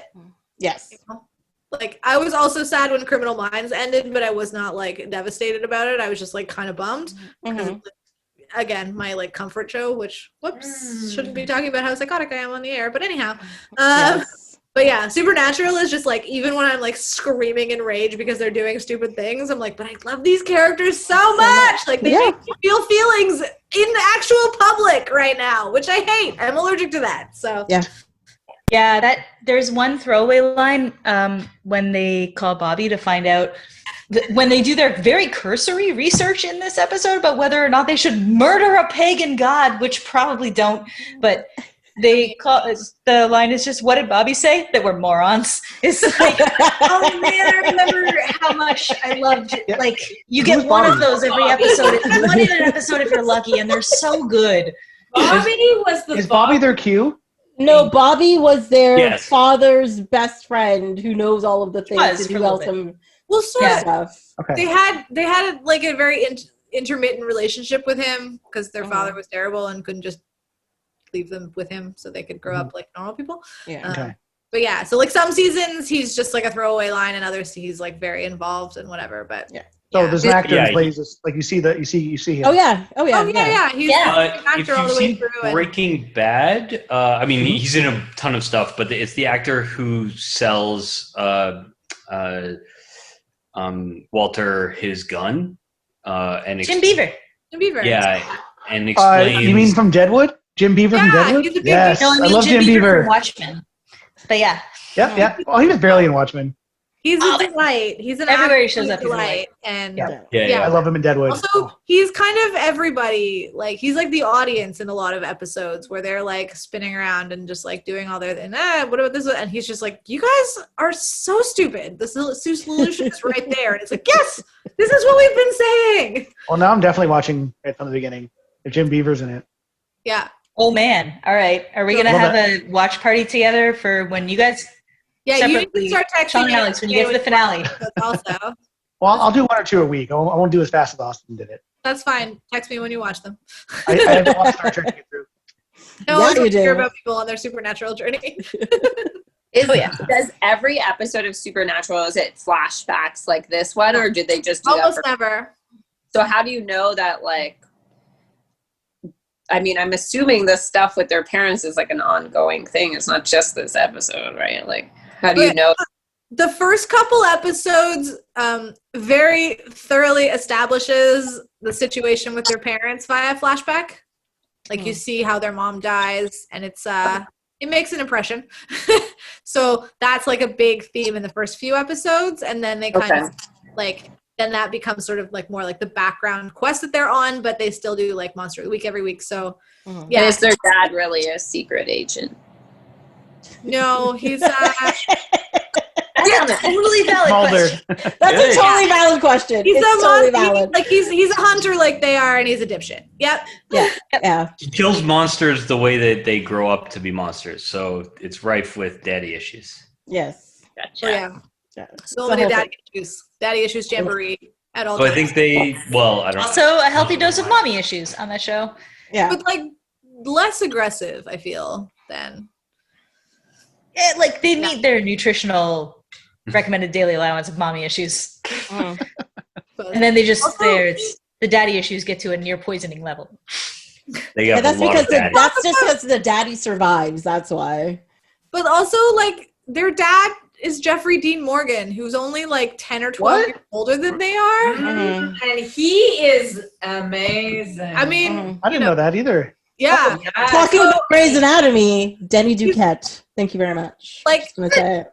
obviously, yeah. I don't know even more. He a Tracy. doctor? He's busy not fathering two tiny monster hunters. No. He wasn't a doctor. He was a patient that Izzy kills because she's in love with him and trying to get him on a donor list faster, and does something and he ends up dying. But they have a secret ceremony together. It's a scandal. It's crazy. Now I gotta watch Grey's Anatomy too. Jesus. Even before what's her name got kicked off. What's her name? Katherine Heigl. Yeah, she's Izzy. Yeah, she gets kicked off like I think a season later. Yeah. But no, it's it's interesting to watch old episodes because it's like, well, they look like babies. Hot. I love it. Sort of my age, and also they were like adorably twinky, and now they've grown up, and everyone's grown up, and yay! But yeah, he was not old enough to be their dad by any stretch. No, not at all. But yeah, I definitely enjoyed watching this. In real life, they all got matching tattoos at his wedding, and Jensen Ackles and his wife introduced Jeffrey Dean Morgan to his wife. So. Yep. I love in the later episodes where they have the whole thing where they come to our world where they're actors on their show. Oh God, they find out who they're married to, and one of them's married to somebody who played a demon on the show. Yeah, the actor who plays Sam married Ruby. Yeah. So they like amazing. They like that was an awesome group. Their weird supernatural family, and I'm here for it. Frankly, thank you, Instagram. But. Any other notes about Supernatural? Watch it. Text me about it. Yeah, pretty much it. Yeah, watch it and text Alex about it. Yeah, here's her full phone number for the podcast. 416. No. 123 Fake Street. You can reach her at. I've sent out enough press releases in my life that probably if you Google my name, you can find my phone number. It's been the same since I was 17. So do a little bit of monster hunting and text me. Show up at our house with a monster head, please. That's maybe we'll set up like one of those forwarding email accounts to keep things in some sort of parasocial respectability distance. Supernatural viewing peer support. Yeah. Yeah. Oh yes. Speaking about peer support, we're gonna move on to Community. Yeah. Nice. Wow. You're welcome. Segue queen. I like it. This is a choice for Mike and Leah. Right. So I picked, and then Mike was gracious enough to agree to Community Season 2, Episode 11, Abed's Uncontrollable Christmas, in which Abed suffers a psychotic break and believes that he and the gang and everything in Greendale are in stop motion. Duncan puts him in a state of Christmas gnosis and takes him on a guided excursion to the Cave of Frozen Memories in the hopes that Duncan will be able to get something publishable out of Abed's extremely rare psychotic break. Along the way, the gang is converted into Christmassy versions of themselves, and then as they start doubting the shared delusion, well, just Abed's delusion, they get dispatched Wonka style, sometimes with songs, sometimes with a Christmas pterodactyl. Duncan confronts Abed with the discovery that his mother isn't coming to visit him this year, which is what has caused the onset of this psychosis. Spoilers. I mean, are we going to talk about it or not? But just as Abed is reaching a state where he might be forced to confront an inconvenient truth, the gang shows up with various modified Christmas weapons, one of which might be just a toilet paper tube gun. I'm not sure about what Jeff is holding. And then obliterates Duncan, who is the only mental health professional in the room, sends him out of the room and sings a song about how Christmas is fine if you spend it with friends. I think that was an excellent summary, except I don't believe he's a mental health professional. He's a psych professor. Fair. So I don't think he's necessarily you know what? You're absolutely right. have any mental. credentials. I was measuring him against Britta, who is the next most qualified. Oh, absolutely. No. I'm not suggesting anyone else is more qualified, but I Exactly right. Fair. That was a quality summary. I guess I should have taken notes. Yeah. Can you explain the Doctor Who episode, please? No, I can't because I just have a note that says "Magic Pixie Dream Girl?" ? That's my Doctor Who episode summary. But also Shark Girl. Yes. Yeah. I found this episode kind of sad. Like, it was just kind of sad. Yeah.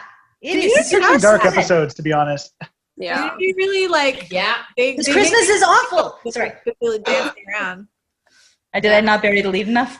Not enough. No. You said you were a Grinch like 10 minutes into this podcast. So Right. Just so we're clear. Hey, no, I definitely sat next to you on the couch and watched this episode, and I had no memory of it. So that's also concerning. Huh. But not. So my question is, why did you? I know you're a Grinch, and I know Christmas sucks. But why did you pick this episode? So, one, they had to make a teeny dollhouse Greendale, you guys. They made a tiny little set for the claymation. Okay, sorry. That is neither here nor there, but it is very cute. claymation, Stop motion. silicone dolls with ball and socket musculatures. yes. Yeah. But because I will say that the first season, I think there's a Christmas episode in which Jeff accidentally challenges somebody to a fight because of a show of bravado over a tray of snickerdoodles. Yes. But which is actually maybe my favorite Community Christmas episode. But this one is, if we're doing a Christmas episode of this podcast, this is the Christmassiest per square inch per minute, most Christmas per minute. Also, it explored, some of the things that come up for me around Christmas, which is that it can bring up some like super unhappy emotions, and it is wild to me as a person who doesn't equate Christmas with happiness, how happy it makes people. So I wanted to just throw this in as a way to talk about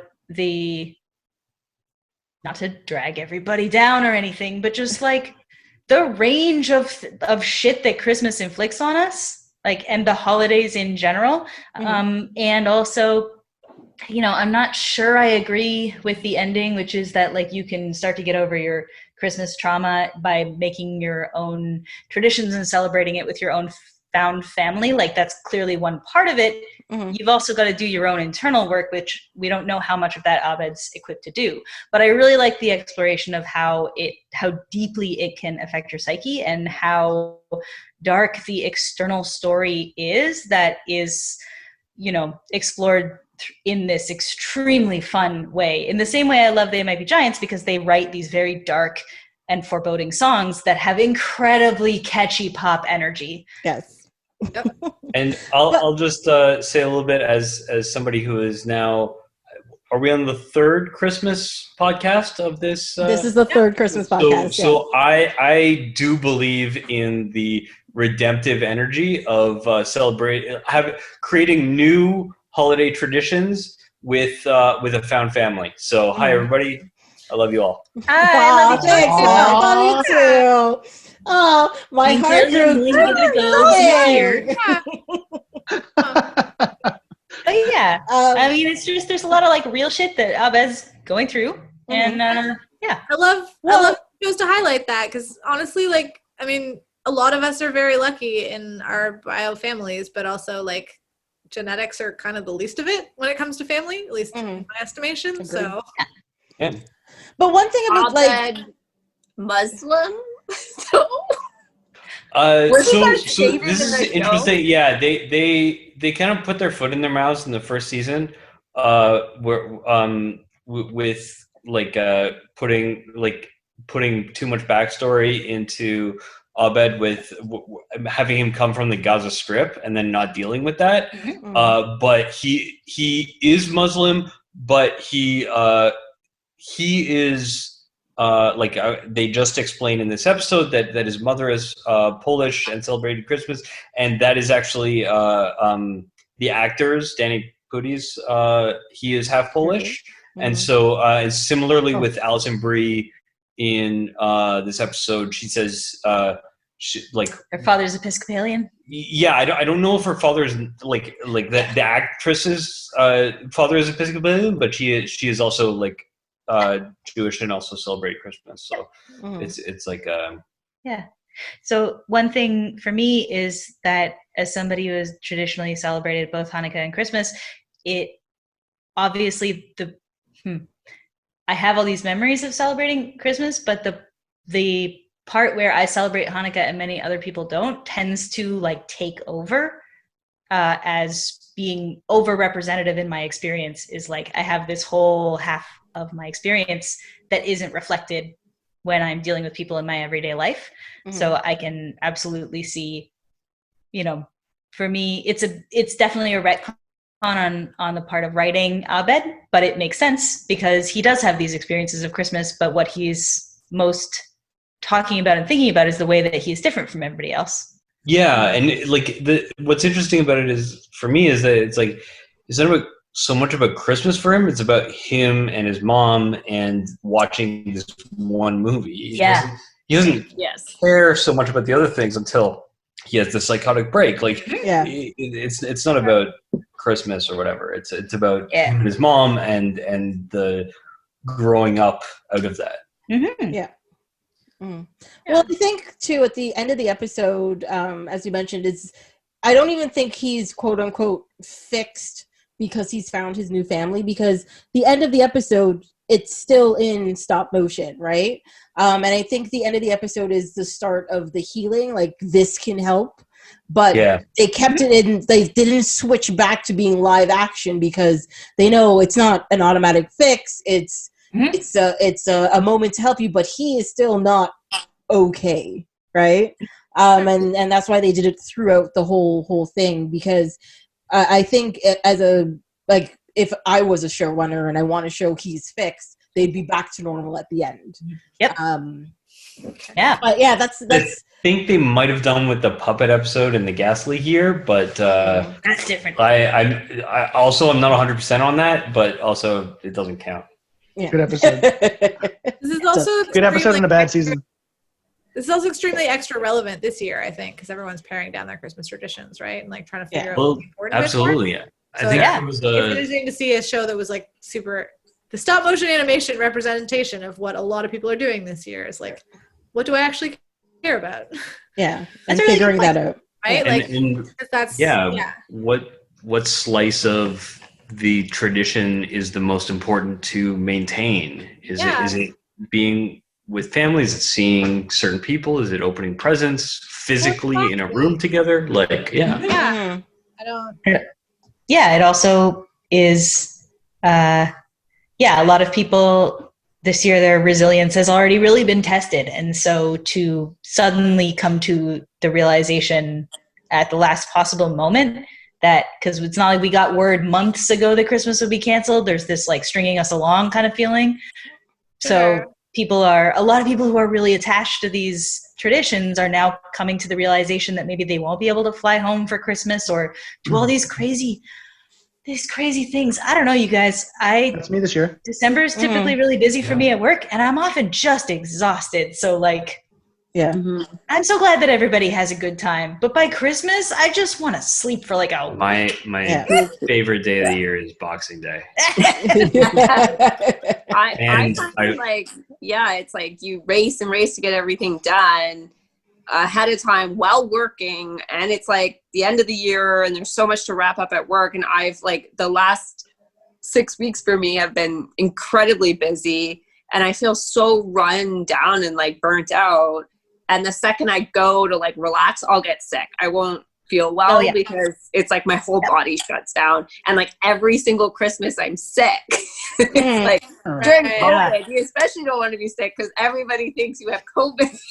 Everybody get your flu shots. Everybody get your flu shots. Everybody listening to this right now. Way ahead of you. If you can find one, which you cannot in my neighborhood, but anyway, my whole immediate family is just the three of us. It's just me and my parents. So in that way, I'm blessed because I can just lock down for 2 weeks and then go see them and do a lot of normal Christmas stuff. Yeah. But also, we all have birthdays in December. So like, by the time I leave on Boxing Day, I'm like, I love you guys. I'll talk to you in mid-January. Jesus Christ. But I feel like this year will be different. Like, it's like, I don't know. I've taken away a lot of the stress from like, there isn't as many, all these like Christmas parties I've got to go to. I got to buy clothes for, I got to buy all these gifts. I got to make food for all these different events. And there isn't all that. We decided we were not going to do in-person birthday stuff and like that. So it's just like, no, it's just like Zoom stuff and Christmas. Like, I am going nowhere. And then also Jessica, Christmas for one. Movies and wine. Right. That's amazing. I have a couple for you, Jess, to watch. Yeah. No, send them because I've got a little list going, and every time someone tells me something or I see an advertisement, I'm like, yes. Anna and the Apocalypse. Everyone should watch Anna and the Apocalypse. Yes. I'm talking about the Hallmark movie. Write it down. I will put it on my list. I'll put it on my list. Anna and the Apocalypse. Okay, with Kris Kringle or The Chronicles, or what's the Kurt Russell one in Golden Dawn? I haven't watched either of those yet. Okay, it's not. And I gotta see the lesbian one with Kristen Stewart. Yeah, happiest season. I enjoyed it, but she ends up with the wrong person.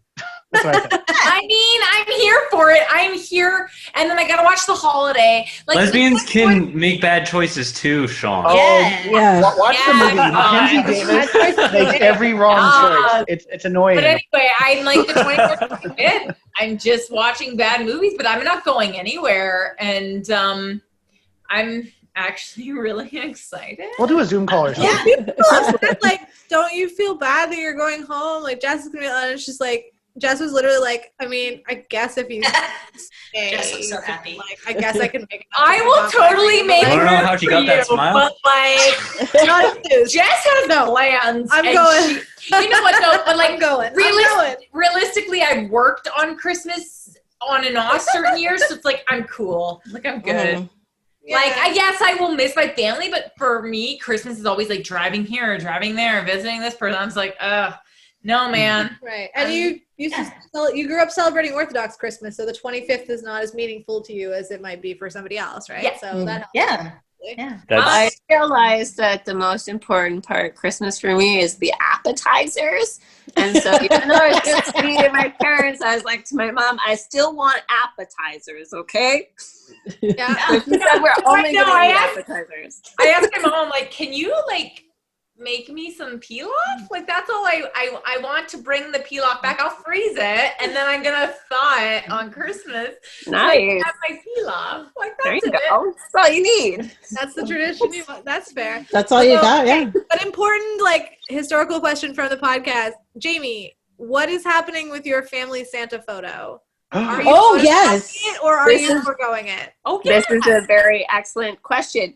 All of the mall Santas have do not exist this year. No. There's no mall Not in Santa. Toronto, No, no. not at Aren't they on that celebrity app where you can Cameo. Cameo? No, seriously, you can pay $20 and get a Santa to come on Zoom for your kid. I'm not joking. Also, the radio. Well, station- we're not Because kids, so it's not that exciting to be on Zoom with Santa. Oh, That oh, doesn't- oh, Oh what's yeah, going Santa's too good for $20. He just shows up on Zoom and it's like me and my brothers. Like, it's just, Yeah. that's weird. I think you gotta be upfront about it, but It's that would probably be cool. but You yeah. just need to stick to with some improv training. You're fine. But my mom ordered Also a to Santa suit for my dad to wear. Oh boy. But The plot thickens. there's a few issues here. Can you send it? I guess you'll post a picture, please. If you end up starting to hunt monsters because of Yeah. Yes. Don't let him stand too close to the chimney, just in case. Yeah, for sure.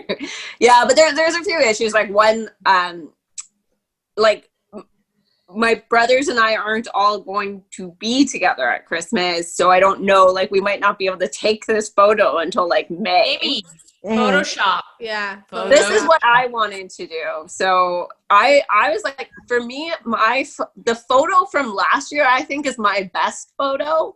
So I just want to reuse that one and then just Photoshop like masks on our face. Yeah. Perfect. Honestly, I think it would be fantastic, Or- especially if it's obvious it's Photoshop. I think that would be very 20. Yeah. That gets even Or better. if you Sure. find And a picture of a cute Santa with like a stack of square gifts around him and then put your faces on the gifts or something. Oh, you're so good at this stuff. Sorry. Yeah. That would be so cute. Fashion Santa, the hot Santa.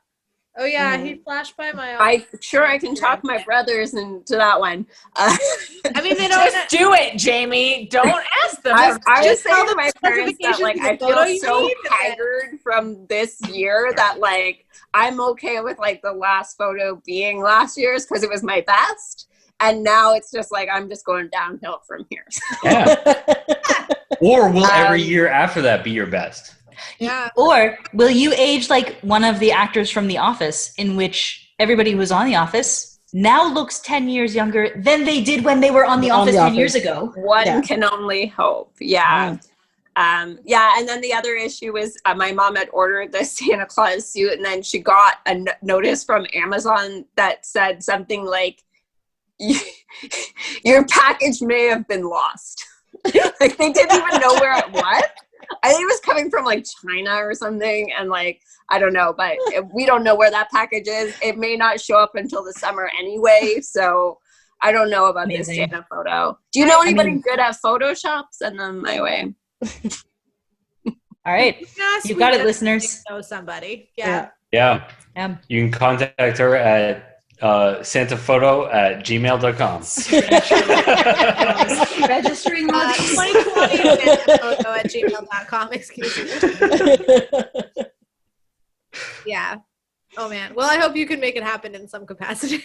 We have to. It's been 39 years. Yes. Wild. We're not going to let this disease destroy something else, okay? My father has had a beard as long as I have been alive, more or less, and it's been white for a long time, so he already like low-key looks like Santa. And your dad to my place. But then also, yeah, I'll send you a Photoshop. I'll send you a photo of my dad who will fit right in because he has not trimmed his beard since March. So he has like I had a family Zoom call last night for his 80th birthday. I like wrangled the extended family, and every kid who popped into it was basically like, Santa? "What Santa on the call?" Like, I like straight up forbid him from trimming his beard. I bought a little like tripod selfie stick thing with a remote. I'm like, we are doing Christmas portraits from. Oh, yeah. This has to happen. Yeah. It's like, because I mean, he literally looks like Santa Claus finally. So That's awesome. Yeah. That is great. if you would like to Photoshop him into your family photo, I can help with that. We might have to do it that way. I look forward to I know seeing what- whatever this comes up with. Man, I looked up on my calendar when I last had my haircut, and it was February 5th, which is That's crazy. That's 10 months ago. Yeah. That is 10 It's- months ago. I last had my hair cut last year, just before my birthday, so like around the 7th of December, until Jess cut it last week, because I was like, I don't care that you're making that scary face. Just take the shears and do something about this. I think I did an okay job. I mean, You did a great job. Yeah. I didn't make it crooked. No. From like a percentage perspective, I feel like I've grown more than. Oh yeah, no, no. I can't even think of the last time I got my hair cut. I've grown more desperate if I'm letting Jess cut it. Yeah. Yeah, I know. I just got mine cut. In I lockdown. went right before the lockdown, and I was like, cut it all off. I don't know when I'll be able to get a haircut again. Okay. And my hair is about as long as yours is right now, so it's like, It's good. yeah. So I'm good for another year. You're good. Right here. Yeah. All right. Well, Leah, you should probably bring us back on topic, because we went really far. We can do a real quick lightning round to just wrap up the community thing, unless there are any other thoughts. There's one thought I have. Okay, go. Oh, wait. Go. No, go. How did nobody bring up the Christmas pterodactyl? Of anything I saw this entire time, that made me laugh and smile the most. And it happened twice. And I love the X-Files and Doctor Who. But, actually, and Supernatural. I can't, Yeah. But yeah, Christmas pterodactyl, highlight of my viewing experience. Nice. Yeah. Excellent. First time it showed up made me laugh so hard. It's really great. Yep. Yeah. I don't know. The thing that got me the most, I don't know if it's just because they didn't want to get the rights for Christmas songs or not. Or if this is just like insight into Abed's psyche, which I probably think it is. But it also shows, so there's the part where he sings the sad, quick Christmas song. Sad, quick, that part. And I think it was supposed to show that the Christmas stuff doesn't actually matter to him. It's the experience he has with his mother. It's not, he doesn't know Jingle Bells. He doesn't know Silent Night. He doesn't know that stuff. But it's around him. So he's an idea of how they sound and how they go. But, he's sad, and when you're sad and you're watching stop motion or you're watching animated, some kid in a corner sings a sad, quick Christmas song because it gets the emotions, and that's what he did. So I love that part about it. Yeah. Yeah. He knows all the tropes. He knows all the tropes. Like that's the gimmick, that he's all meta. There's also the bit later when they're in the Carol Cave, I think, or something, and it's all he's like, don't worry, it's all public domain. Public domain, which is actually a link back to the Supernatural episode, because as I was watching it, I know how particular Supernatural is about its music and its music budget, and so watching this one episode, I was like, oh wow, there's like a lot of weirdly open public domain stuff here. So like this was probably their like one. The music department budget gets a buy this week. Low budget Christmas stuff. Yeah. Yeah. For sure. We don't have to send another check to Kansas. Well, they must I would have an assume agreement doing. Oh yes. Yeah. I would assume doing stop animation in and of itself is very expensive. So, I don't know what kind of budget would be left over for a show like that once you've done that, No. It's entirely ridiculous. It's just for sure. Yeah. Yeah. Yeah, all of a sudden, like, Mariah Carey comes on, and you're just like, holy shit, where did they get this budget? What? Where did they get all this money? You guys so much that you are the ones that brought this up, because I definitely got an email in like October one year that was like, hey, we've written a scary episode of the show called Santa Claus with a W is coming to town. So you can just like license that for us for $50, right? And I was like, that's not how that works. Oh my God. I don't even have the words. Yeah. Look, Google Disney, Google intellectual property rights. So annoying. And, I don't get out of bed for a $50 license fee. Never mind the person who owns that song. Yeah. So, yeah. It's bullshit what they're doing. It's madness. So, yeah. That's crazy. One other thought I had about this episode, which I thought was really good, is we get very, very little about it because obviously it's very Abed focused, but they do clearly illustrate what Christmas means to a lot of the other characters. And so like even just Jeff, where like, because the first episode, which Leah talked about earlier, is very much about Jeff and him not caring about Christmas, but like his relationship with Christmas. Whereas this episode isn't about that. Jeff's not the main character, which is kind of a theme in the second season. But like his experience with Christmas mirrors the rest of the show, which is that it's like he is kind of being self-absorbed. He leaves early, and then he comes back to help his friends. Like, and it's not just Jeff; it's everybody, right? Like, Shirley has a family, probably has a car full of presents, the way that Dana Scully is, that we will discuss later.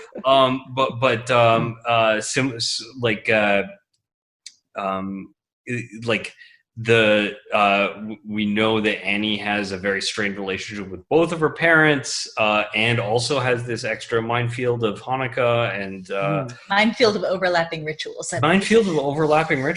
Yeah, but like all of them, and then through the show, we also know about Pierce and his loneliness, and he brings that up in this episode where he's like, I would rather not. Like, I would rather just hang around the school than go home today. And so it's like, it's more about being together than anything Christmas related. Like, and we learn about also Duncan's Christmas trauma. Yeah, Duncan's Christmas trauma is deep. Because Christmas is horrible and it scares everybody. It can be, because it's very... It's very emotionally fraught, and it allows for this thing. So all of that in context, and my wife being the Grinch that she is, I want to put her on blast for 1 minute and say that I'm wearing a Santa hat that is owned by her, and it is the only Christmas item. Like we have gifts, for potentially things in the house, but otherwise we don't have a tree, we don't have anything. So the only crack in our anti-Christmas armor was brought in by her. So that's my fault. So that's probably how it snuck under the wire. Yeah. I'm wearing a magic Christmas hat currently. As so many things are, Alex is the root of all evil. As so many things are, Alex is at the root of the adventures that left me with so many of the weird physical trophies that we retain.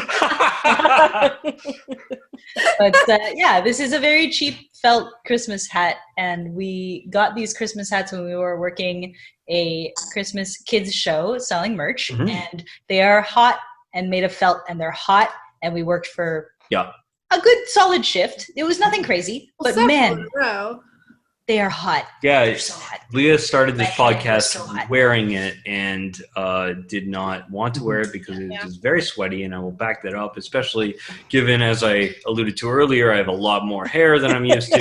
It's luscious locks. It's warm on the head. I'm literally dying.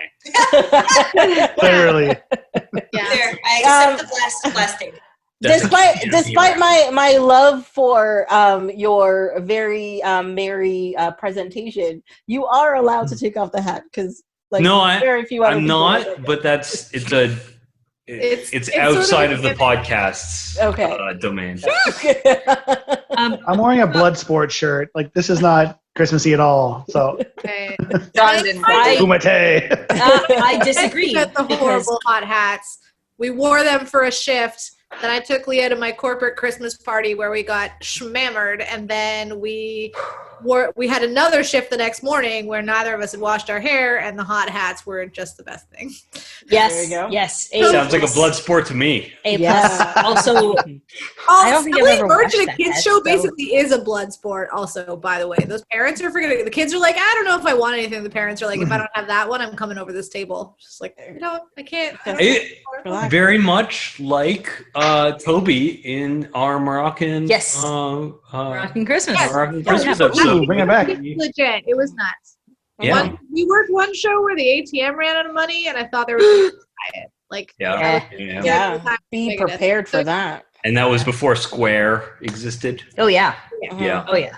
Yeah, The other interesting thing about this community episode is this is a Muslim character, as we've discussed before, who has certain very familial Christmas rituals. But also the Office episode that we talked about is a bunch of people celebrating Christmas with a themed party about a Muslim Ramadan experience. I'm glad you brought that up because I actually meant to bring that up when I was talking about the Office. Yeah. So it's not even like quote unquote, traditionally Christmassy. It's just people drinking Moroccan style, and it's kind of great. When Phyllis says this ain't your grandma's Moroccan Christmas. Yeah, that was great. Unless your grandma's from Morocco, and then this is very accurate. Yeah, even I laughed at that one. It's funny. Yeah, Alex is the Grinch of The Office. But I did cackle about that. But that's why The Office is brilliant, because they can play with stuff like that and still years later you laugh. They don't do it in an offensive way. They find a way to it's still funny today, whereas Friends did it. I was going to say, if Friends did it, funny, it wouldn't land right now. Yeah, they just don't punch down quite as much. It's ultimately it's a show about making fun of a boss, right? Yeah. And everybody can get behind that. Yeah. But if it would be so easy to write a show that is, Big Bang Theory exists, so. Yeah. Tracy loves and Big they Bang. had way more seasons than The Office. Oh, look at her being I embarrassed. know. Yeah. Yeah, I am embarrassed by it. And look, I have never recommended anybody watch that show. I have never praised that show for any kind of quality. So don't start now, Tracy. But I do admit, I watched the shit out of that show. I remember the episode that made me like watching the show. I don't family care, loves it. but I get a kick out of it, and it's fine. And I'm totally okay with that. I think everybody should like what they like. And that's why the punching up is punching up to the show and its writers who should have known better versus the fans who if you like stuff, you like it, whatever. It's cool. Yeah. It worked. That's fine. Yes. I feel differently than Mike. I think you should be ashamed of yourself. Wow. That's the Christmas spirit, Jamie. Oh, shots fired. My goodness. Wow. That is a terrible show, Tracy. We all have terrible shows we love. Yes. Not me. Yeah. No, We're talking about them on this show right now. How dare you? Get us watch an It was not episode of terrible. Come on now. I'm And a the little. X-Files is I'm a awesome. little bit heartbroken right now. Thank you very much.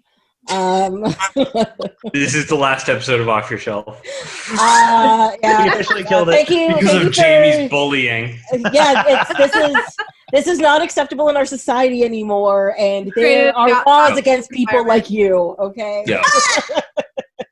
I'll be linking on my Twitter a list of charities that support women-on-women bullying. Exactly. No, wait. Victims. Oh, Victims, not support. Yeah. These bullies need help. To belittle other women. Hi, I'm Mike Suderman, and you know who doesn't get a lot of attention these days? Bullies. For people too. Real We quick. are. Yes. Everybody gets 2 words. Who is the cutest Christmas version of themselves on Community? And then we go to Tracy. Sean, you're up. Allison Brie, of course. Tracy? Troy. This thing's weird. Sorry, but in the morning. Cheers. Are we just Sure. talking about people we're sexually attracted to, or Yeah, which claymation doll do you want to I'm sorry.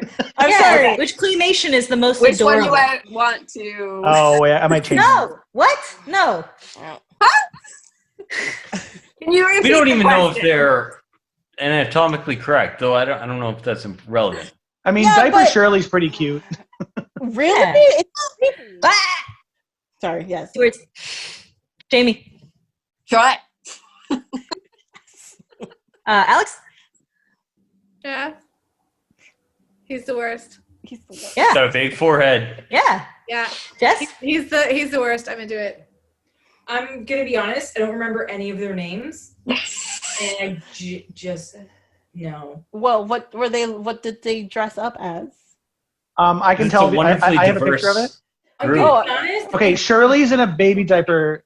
Alison Brie Is a ballerina. is a ballerina. Jeff Winger is like he's a Jack in the Box. Brie, is that her name? Alison Brie. No. No. Oh, Britta. Britta, sorry. Britta's a she's robot. a robot. Remember She people? was the most. Troy's a drummer boy, Mhm. and Pierce Troy is a Soldier. teddy bear. Teddy bear. Yeah. Yeah, the teddy bear was pretty cute. Teddy bear was Yeah. pretty cute. Teddy I'm bear? sticking with Alison Brie. Cheers. No, I'm sticking with the drummer boy. I don't remember. I love a man in uniform. What can I say? Dude, Yeah. so the other thing about it is because Troy is Jehovah's Witness. Yes. And so his ritual is playing video games because he can't celebrate Yep. Any holiday. And Yeah. She likes to that's kill okay. things. Everybody's cool with that. Also, really thoughtfully, Abed has built both the Menorah Mountains and Jehovah's Witness Bay for his friends. Yeah, yeah. Okay, that is all. He keeps them all in mind. And scene. I also think Jeff in the Box is the cutest because his stupid little hands. Yeah. They wiggle the And whole it's time, just and it's like- so cute. Britta's a robot's pretty cute, He's like too. a cat. He's so concerned about his dignity, and that just like evacuates. Yes. Yeah. It's got a real, I love that about it. yes, yeah. It's got a real keep your hands and arms inside the carpet kind of tiny genie vibe. Yep. Yeah. All right. What's John Oliver's character's name again? He's the Duncan. something wizard. Duncan. Duncan, Thank you. aka I was trying to remember. Wizard. Okay. That made me laugh pretty Yeah. hard. I'm a Christmas wizard. Yeah. The Christmas warlock. Well, yeah. Warlock. Learning to teleport. I really like that. Yeah. It's so because okay. One more thing that I want to say about this episode, because it stands in direct opposition to the Dungeons and Dragons episode, which I think also happens in later 3 episodes later in the same season. And Wow. one of the interesting things about that one is that it's the exact opposite, where they are all in the study room imagining this something. So exactly the same, except in this one, we all see what is being imagined by Abed. And in the other one, it's entirely done with them sitting around the table, and it's all done with audio and everything else. So there's no visualization of what's occurring in the Yeah. weird imagination space. So it's Just just like Dungeons and Dragons. Yeah. well, no, but it's like 2 ways to do the exact same kind of thing. Where No, where, for sure. It's a like, good point. Yeah. in both episodes, they have somebody removed from the room. In both episodes, they where like they're Duncan saying, "You're grabbing me in real life," you know, like that kind of thing. Yeah. Whereas in the Dungeons and Dragons episode, where it's like instead of like Chang gets killed, and so you have the long thing of him placing his character sheet at Abed's, whatever, giving it to Abed and then walking away. Yeah. There's 2. They're very similar, and they're presented in very different ways, and that's an interesting thing to do in a 22-minute sitcom on NBC. Yeah. When you Yeah, said I And think do that's it the so well. Yeah. I thought you One of were the heading reasons that for show was so good for so long is because it was like their writer's room was looking to experiment. They were looking to like do a bunch of different bits and see how it went, but they sorted out the characters enough that the show could withstand that. Yeah. Like they didn't lost it where they were like, yeah, we're gonna just like we are the be all, the end all, and then the nonsense. Yeah. Like they were just like, we are a weird show. You love these people enough that you'll just ride it out if you hate it, and then it's like I didn't ride it out. I never the finished stop motion watching that animation, show. and then whatever. Yeah. So We forgot to actually talk about the Lost. You just brought up Lost, and there's a Lost reference. in this episode. Which Oh yeah, because at the end of it, he's like, "Oh, I don't get it. It's like Lost," and then he gets it because it's like Lost because it's a disappointment at the end. And I was like, "This is amazing." Yeah, that wasn't why I brought it up, but also yes. Yeah. And I feel like that's going to segue nicely into the X-Files because easy target. Wow. But, yeah. Oh. Wow. No, not because it's not like that.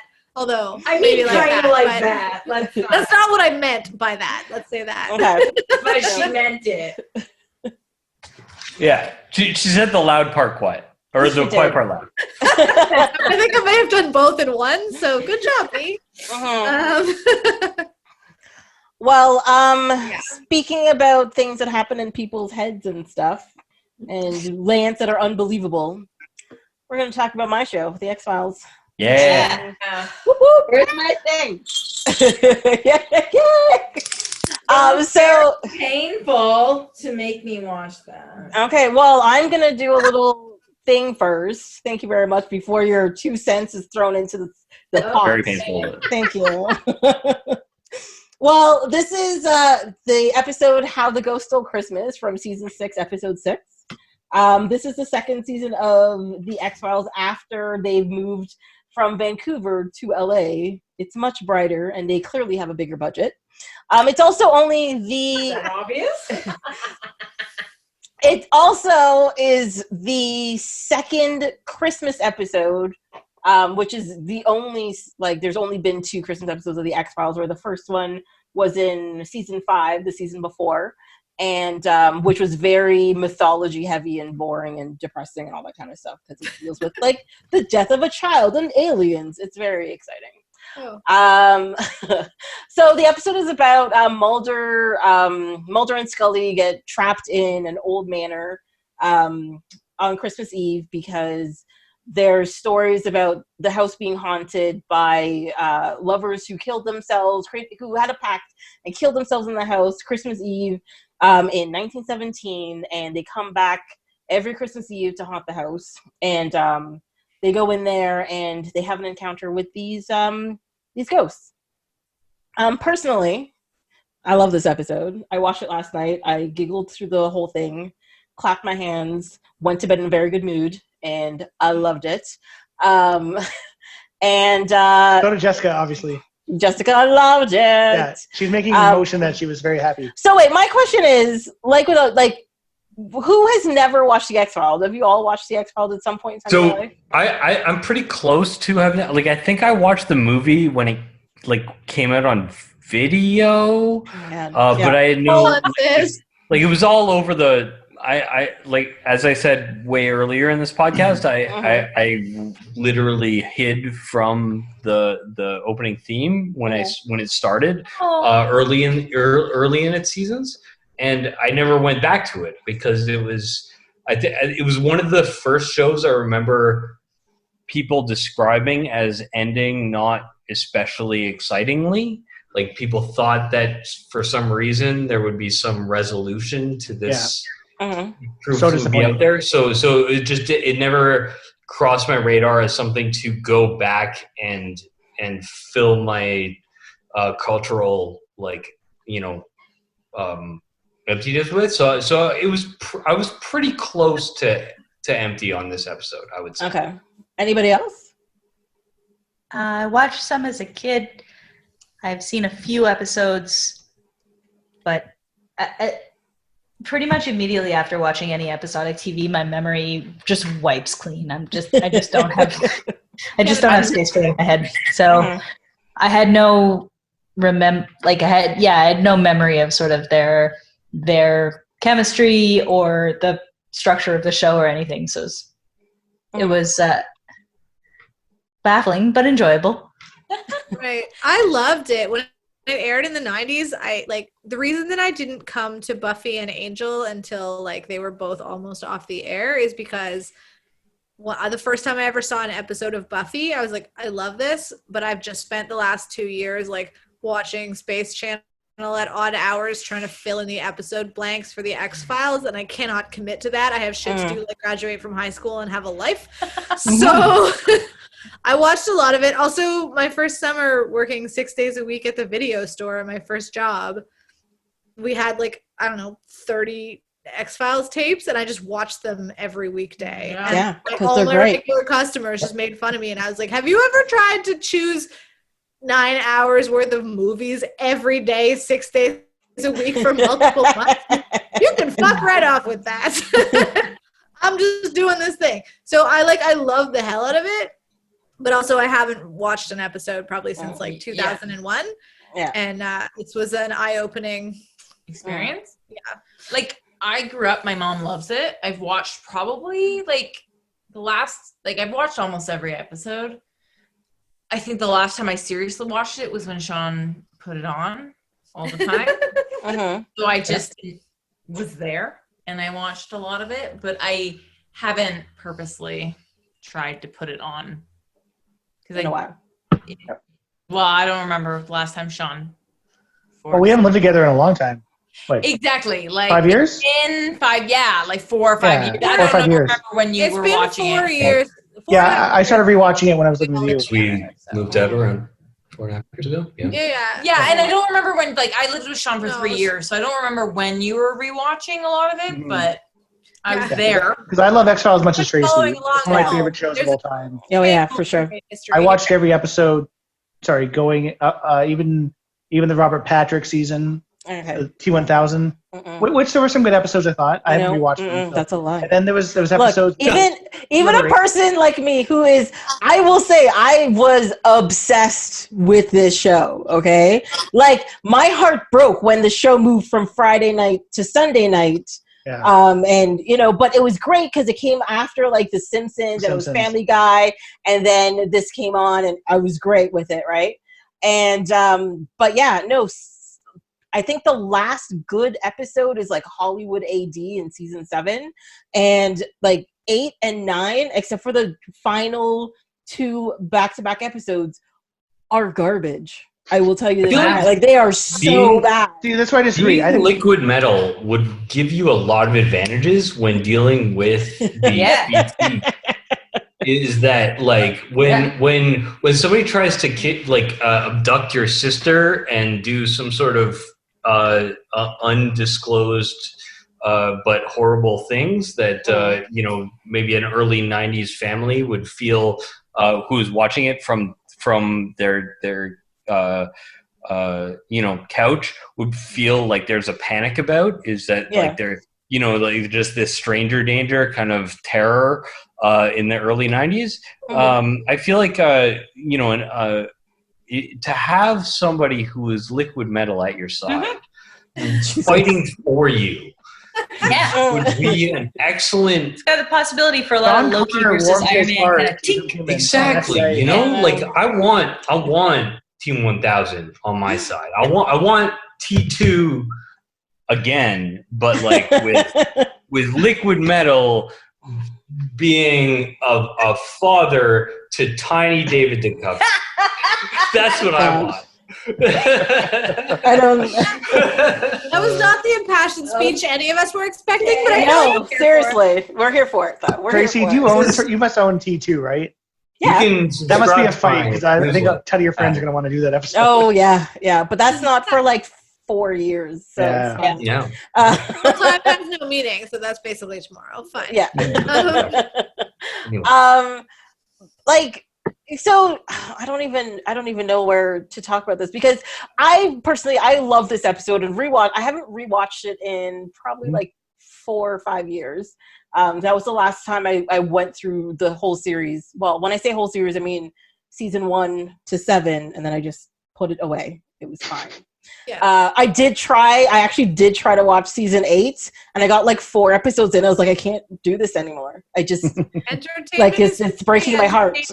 If it ruins your day, then it's not entertaining anymore. Well, and that's the thing. And the problem wasn't even that they broke up like Mulder and Scully, because at the end of season 7, Mulder gets kidnapped by aliens and Scully spends a bunch of time looking for him, but that's when she finds out she's pregnant, and nobody's supposed to know, but every 3 seconds she's yelling, "Don't do it, I'm pregnant!" And you're just like, I don't understand what you're doing. I don't know what's happening. Very messy. Like most pregnant women. like most pregnant women do, you know.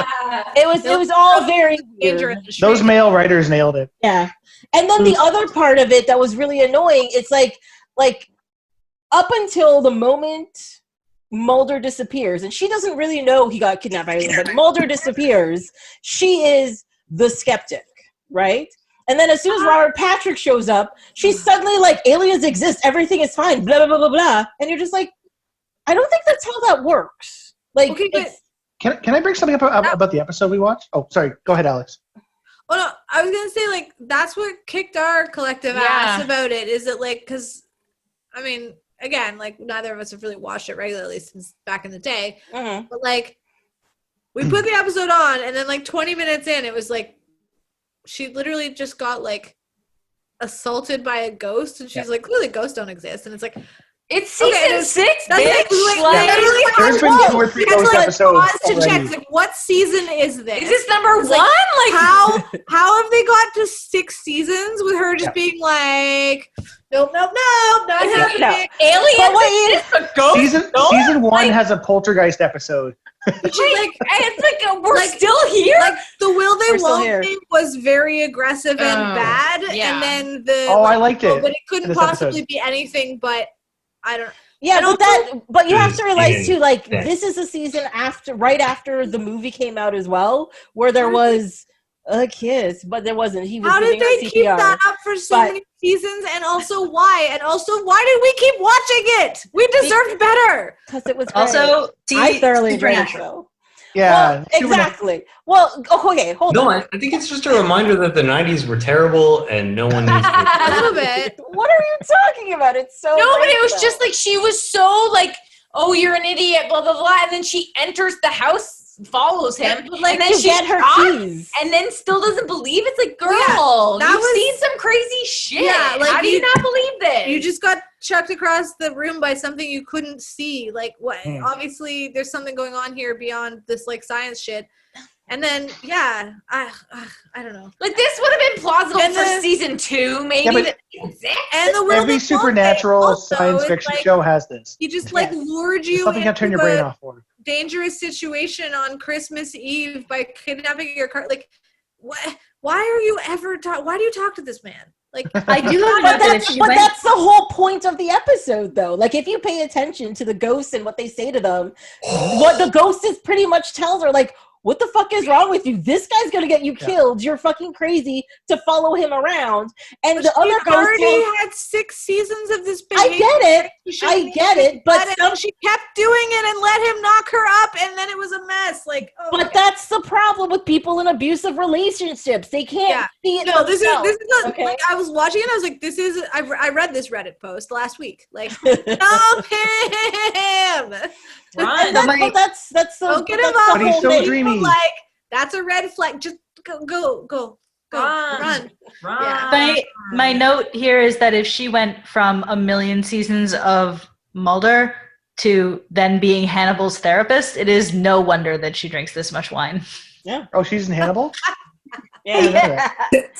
She is delightful in pretty much every scene she's in. She is either pouring or drinking a glass of wine. Yeah. I don't know. I don't know who here watches The Crown, but my God, she is amazing. So fucking good. I started watching YouTube. Was she in The Crown? I think she's Margaret Thatcher. Margaret Thatcher, and she nails it. I was like, wow. I was really impressed. Sean, sex pretty good education. Yeah, I know. It's on my list. So good. So good. Fantastic. Isn't Meryl Streep who played Thatcher in the Thatcher? Yeah, in the movie. Yeah, that was Meryl Streep. Yeah, so like it's a hard act to follow. So I think this is better. No, good. Better.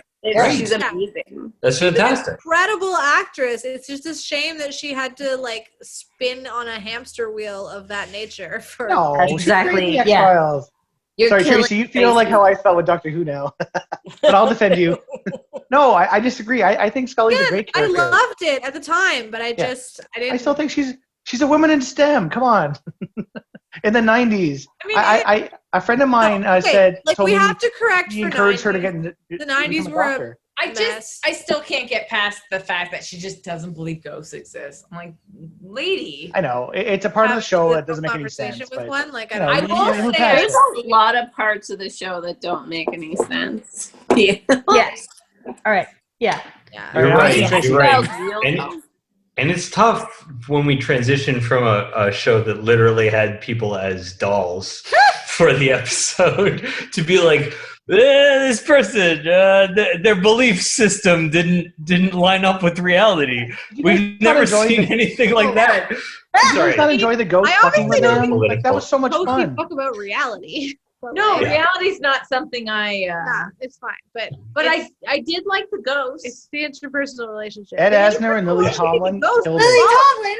Oh my They're god! wonderful. I love when Also she lifts up her Ed Asner- dress and just shows. I have a real she was like, I what did she say? She's like, why are you, I don't show I don't show this to anyone. everybody. just Why are you showing it to me? It was No, the so ghosts great. were When they have the It ghost was tunnel later about. I love the ghost tunnel. Sex with- edition. They were really fun. And they're Yeah. like kvetching about how the kids like need so much more like graphic nonsense to be convinced these days. Yeah, and we how- haven't had a double homicide in like a decade.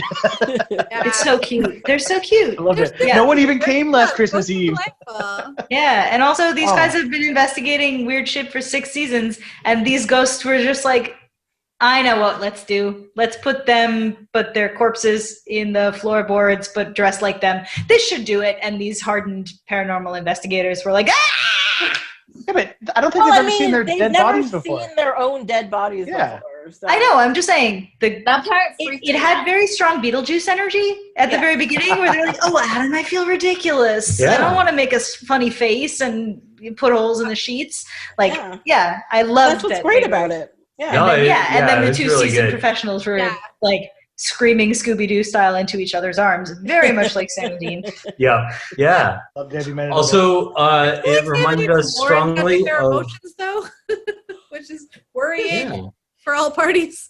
yeah. no, It also reminded us That's the strongly last scene. of the podcast. Oh yeah, the Thrilling Adventure Hour, Beyond Belief. Yes. great There is podcast. specifically a segment of a Christmas special starring Nathan Fillion called The Winter of the House of Usher that I highly, highly recommend. It's still available for free on the Archive podcast for those of you. Yeah, it's a radio drama podcast, and it's Yeah, so and good. it involves Mike and Leah got me into it, and I love it. paranormal investigators who get trapped in a house with a door that won't close, with ghosts who are menacing them in a Yeah.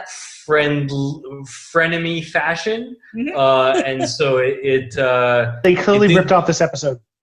I likely very inspired by it because it's a good episode and a good mine of ideas.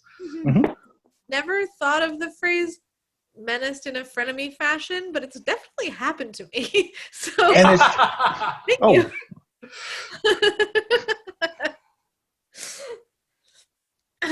but like I think this is one of the best X-Files episodes I've seen in a while. Like I've been No, rewatching season. it's one of the best late season episodes. Okay, yeah. Sorry, that's what I meant.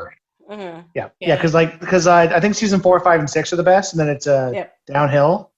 Tracy Not was downhill, but very there's less geeky diminishing for returns. X-Files. And man, What? They got kind of up their own ass with the like. Yeah, I'm just listening to you guys rip apart a show that I love. And Tracy, my, my I'm just starting off with Doctor Who ripping apart. No. Hold on, you it was Tracy. in politics. You just Doctor Who. corrected I tried to warn Sean, who was saying this is one of the best episodes ever, and you're like, nah, this is one of the best late episodes, late That's season true. episodes. Like you're very gatekeepy as well. I'm very good about the X-Files. Yes, I am very good. Yes. Because This is Tracy's favorite show. This is, despite the fact that I talk about the Star Trek all the time, the X-Files is actually my favorite show, and it's the one show that I was very, and still quite am, obsessive about. And so, like, I understand, like with any show, there are plot holes, there's issues, and blah, blah, blah. But one of the things I love about this show is the interaction between Mulder and Scully, despite the fact that it is a dysfunctional relationship. And it's just their general, like, banter and, like, the fact that even though that you have like lots of serious episodes and all that kind of stuff, and this is a quirkier episode, they always sneak in like a nice little joke. Like there's a dick joke and a fart joke in the scene in the car at the beginning, and it's just funny. Yeah. And then he's like regaling her with like this fantastical tale to like get her interested in that thing. And yes, I know he drones on, but that's part of his character, and that's one of the things I enjoy about it. Because I'm sitting here, I'm like, what? Why you love Mulder? All I can say is, I'm like, what bullshit are you saying? But I love every minute of it. Mm-hmm. And Scully's skepticism comes from the fact that he is so obsessed with so much nonsense that she keeps putting up with it. She doesn't even know why.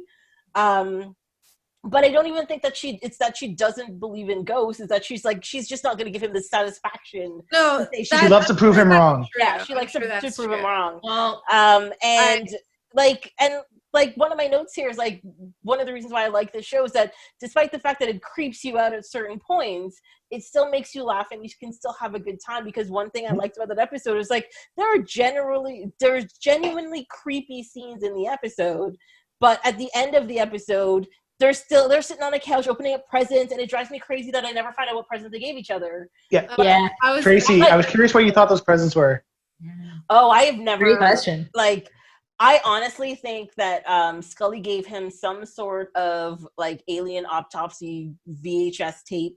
I think it's a porn VHS tape because Mulder's obsessed with porn, and she knows Mulder is obsessed with porn. That's a character trait. Why would you want to feed that obsession? No. Yeah. You'd be like, I don't she has to wear pants to her job. She's like slightly classier than that. But the thing is, I have never had any inkling of what he possibly gave her in that tube. It looks like a big like Christmas cracker, or is that what they're called? Like, but she doesn't. She unwraps it. Yeah, his looks like a VHS tape. That's what I thought the same thing. Yeah. She loves Christmas stuff though, so it could be like a bunch of ornaments with alien heads in them. It might actually, be. That's totally possible. Yeah. So for me, with the same experience as you guys had with the Doctor Who theme, where it cut from them excitedly unwrapping their presents in this very warm moment to you know the X-Files theme. I was just like, this episode does that. Yeah. Why do you guys have so much PTSD from show themes? Like what happened in your childhood? And maybe I think that's also part of I didn't accommodate for the 90s slider of like in a Christmas episode of or even an early aughts show, they probably would have just let the Christmas whatever song they had bought for that last scene play into the credits instead of hard cutting to their theme. And that really threw me. They're so creepy. Anyway, sorry, I didn't mean to. They probably came back after a commercial to the credits, which they showed on a full screen at regular speed. Yeah.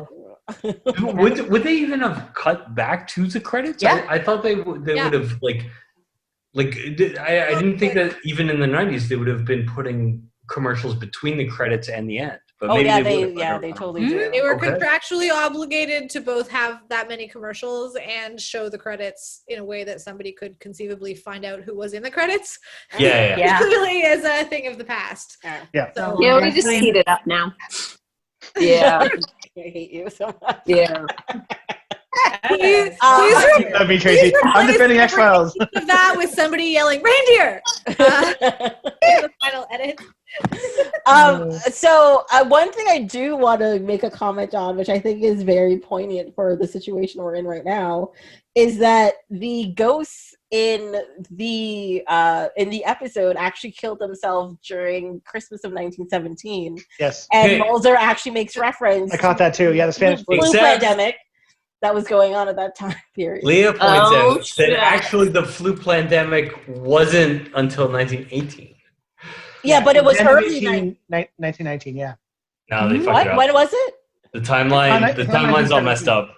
Christmas 1917, there was like a few reported deaths. Well, hold on, Mike. Are you saying that the X-Files aren't factual? That's weird. That's exactly what I'm saying. Shit, Tracy, in this one case, they're right. Yeah. What time? When did the? Oh, I should have looked it up. It's shouldn't I, the end of before I World read War II when 18. they started World War One when they started sending troops back, and then Yeah. they spread everywhere. Yeah. Yep.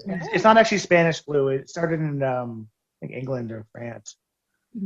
Yeah, but they call it Spanish flu, Yeah, It was because because- the Spanish colloquially or whatever. crown got sick, and in England and France there was a publication ban about the flu. Mhm. They couldn't talk about it, but in Spain wasn't in the war. I don't think they were neutral. Yeah, exactly. Spanish. Oh, press that's their- what it is. Their king and queen getting sick from it, and that's where it started. Mhm. Yeah, they weren't. No other countries would admit that they were riddled with fucking flu because of wartime war was still happening. Pressing down So- the news.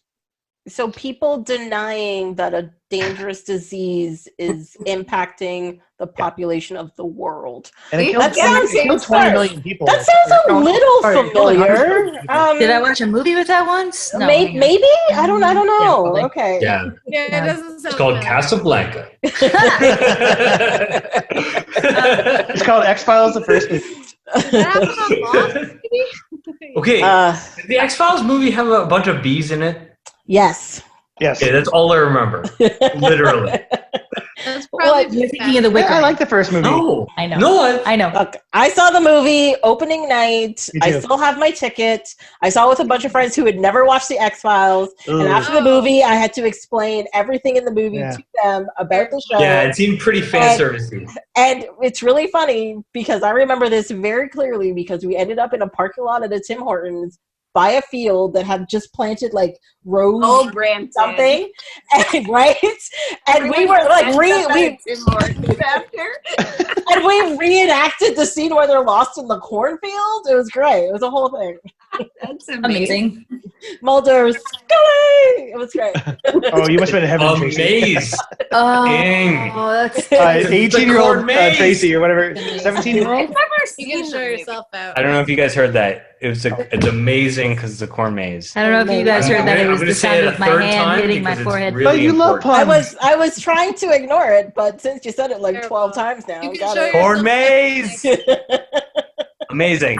Good lord. The two words sound similar, and that makes it funny. Tracy, this is your fault. You gave us this spice, or I got spiced rum. What did everybody else get? Just regular Jamaican rum. Oh, I got wait. Jack Daniels. I'm sorry, I got Great Jamaican rum. gin. Yeah. Yeah, Gin? Yeah. yeah. Are you just three of drinking you got Tracy? gin. straight, Sean? Yeah. Are you No, drinking it it's like straight? down here. But I you're had a lot of drinking it. straight or are you mixing No, it? no, we had a ginger beer, so I'm mixing it with it. Oh, Tracy, I have a question for you. yes. If you could spend your Christmas Eve investigating any sort of supernatural or extraterrestrial being, what would you want to investigate? Oh my God, that's a good That's question. Amazing question. Oh, that makes me angry. Hold on. I don't know why. I mean, the thing is, I think I would really want to hang out with the lone gunman to investigate some call that comes in from Mulder. But I really have a feeling that Might text I would me get now. really bored with them very, very quickly. And they would just hit on you the whole I time.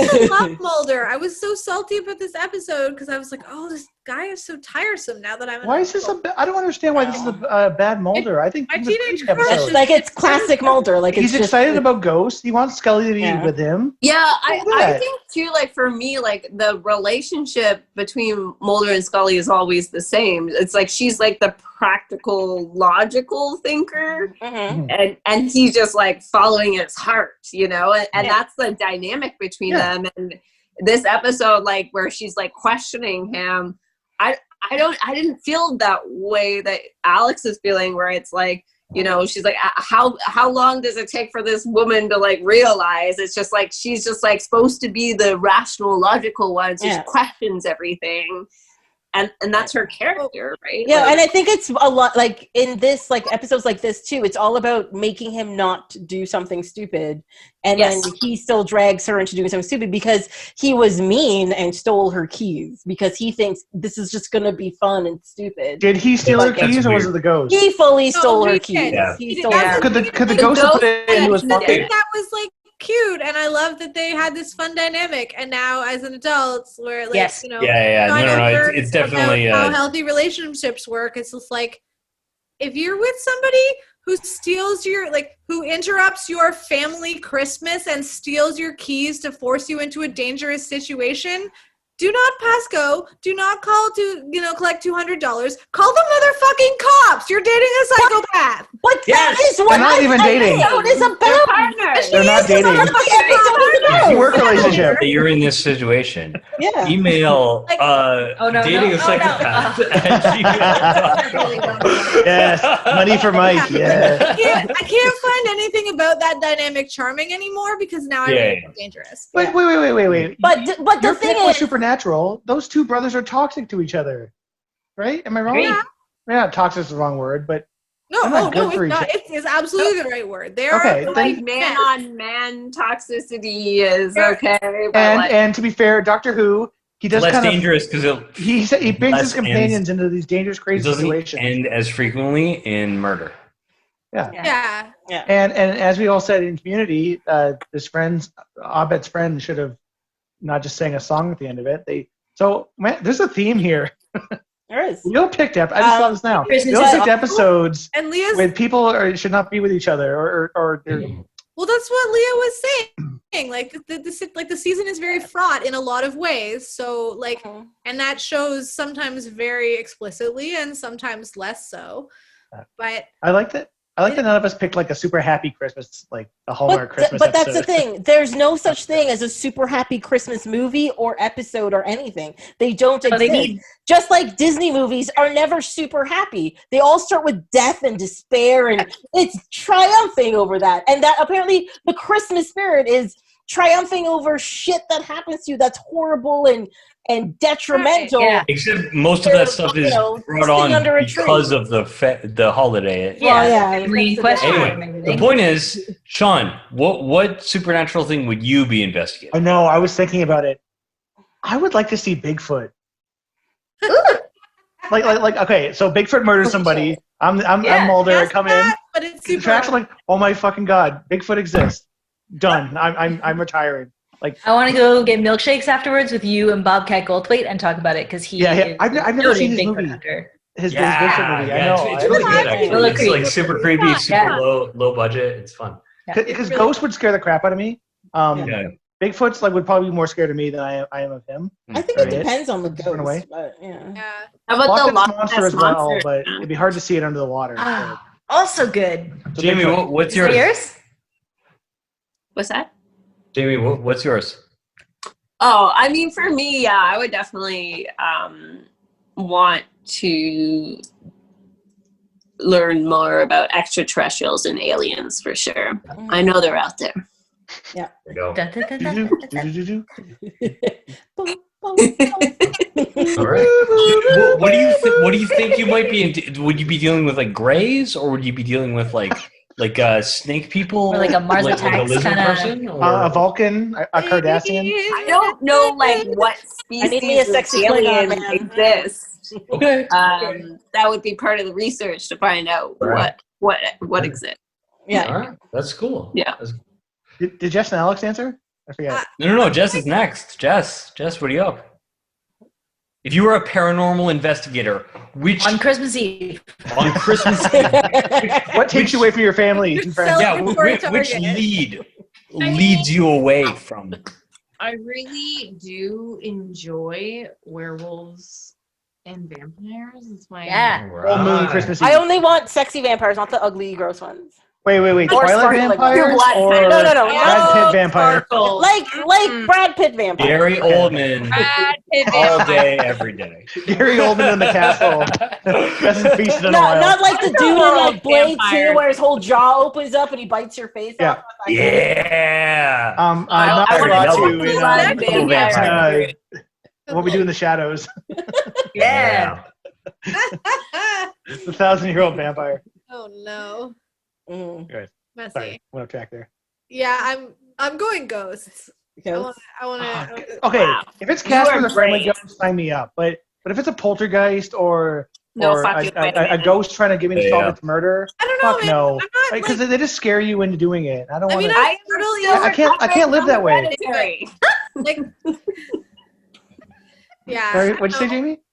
I'm still recovering from Hereditary. Yeah. I'm so mad I didn't see that movie in theaters. 3 months. I'm refusing to watch that movie. I want to watch that Jamie, movie. when we can Oh, I don't know, Tracy, if you're gonna like again, it. we should What was Yes. that do going? a Hereditary rewatch. Mhm.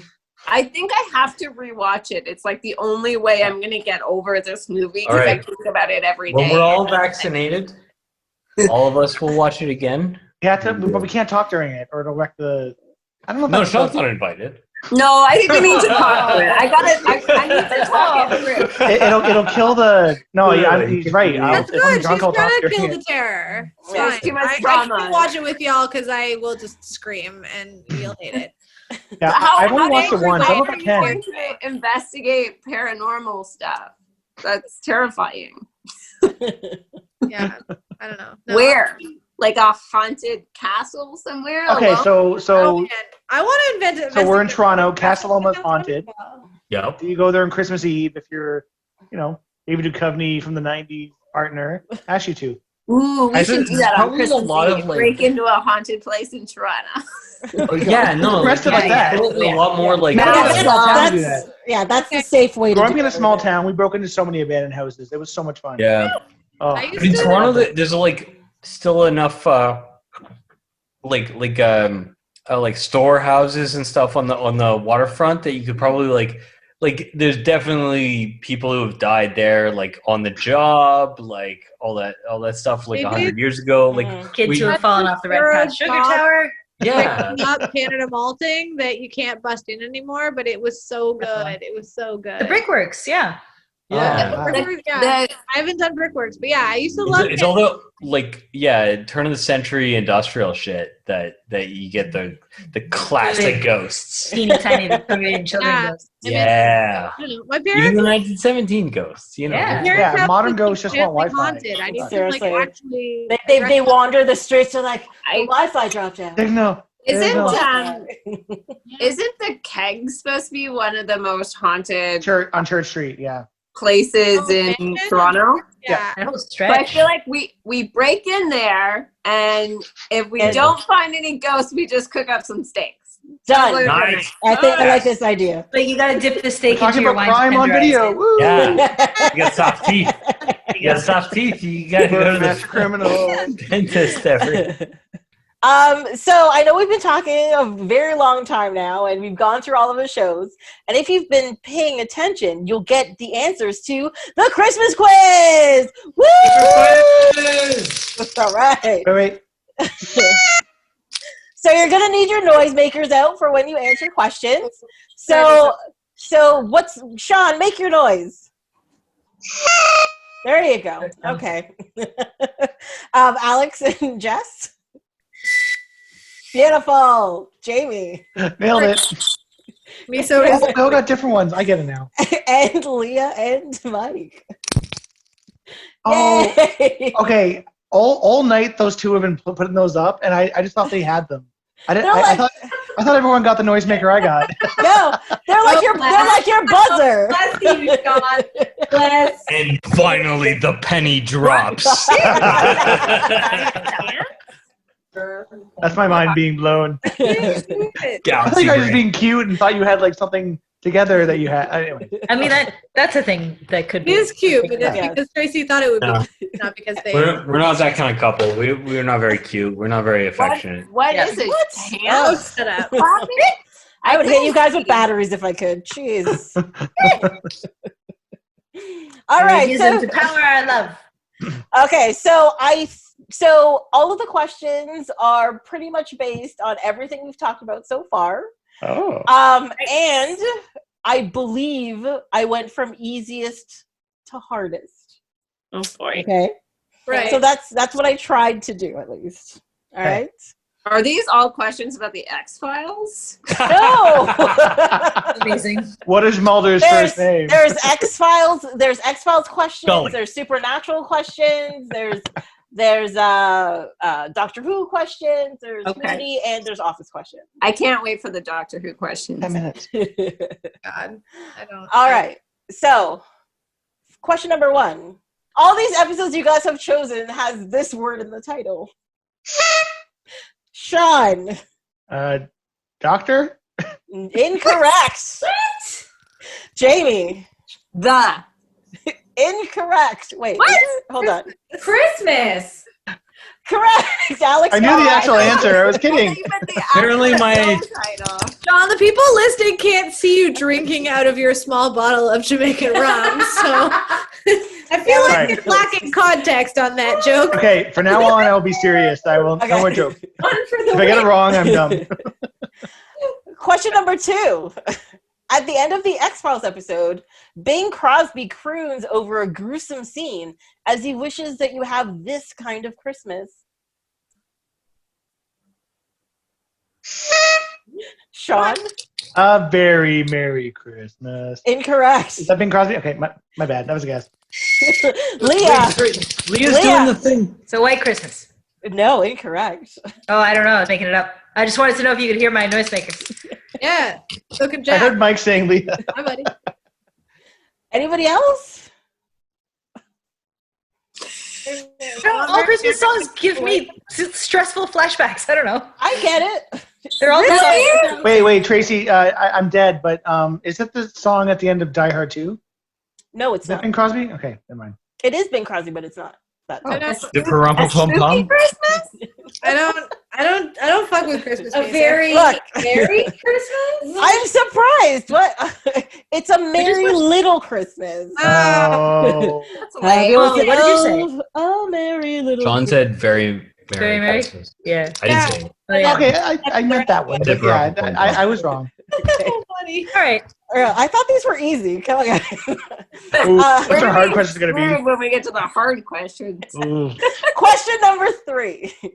Over his long career, Ed Asner has been in many holiday films, including this one that many of you despise for some reason, where he plays the big man himself, Santa Claus.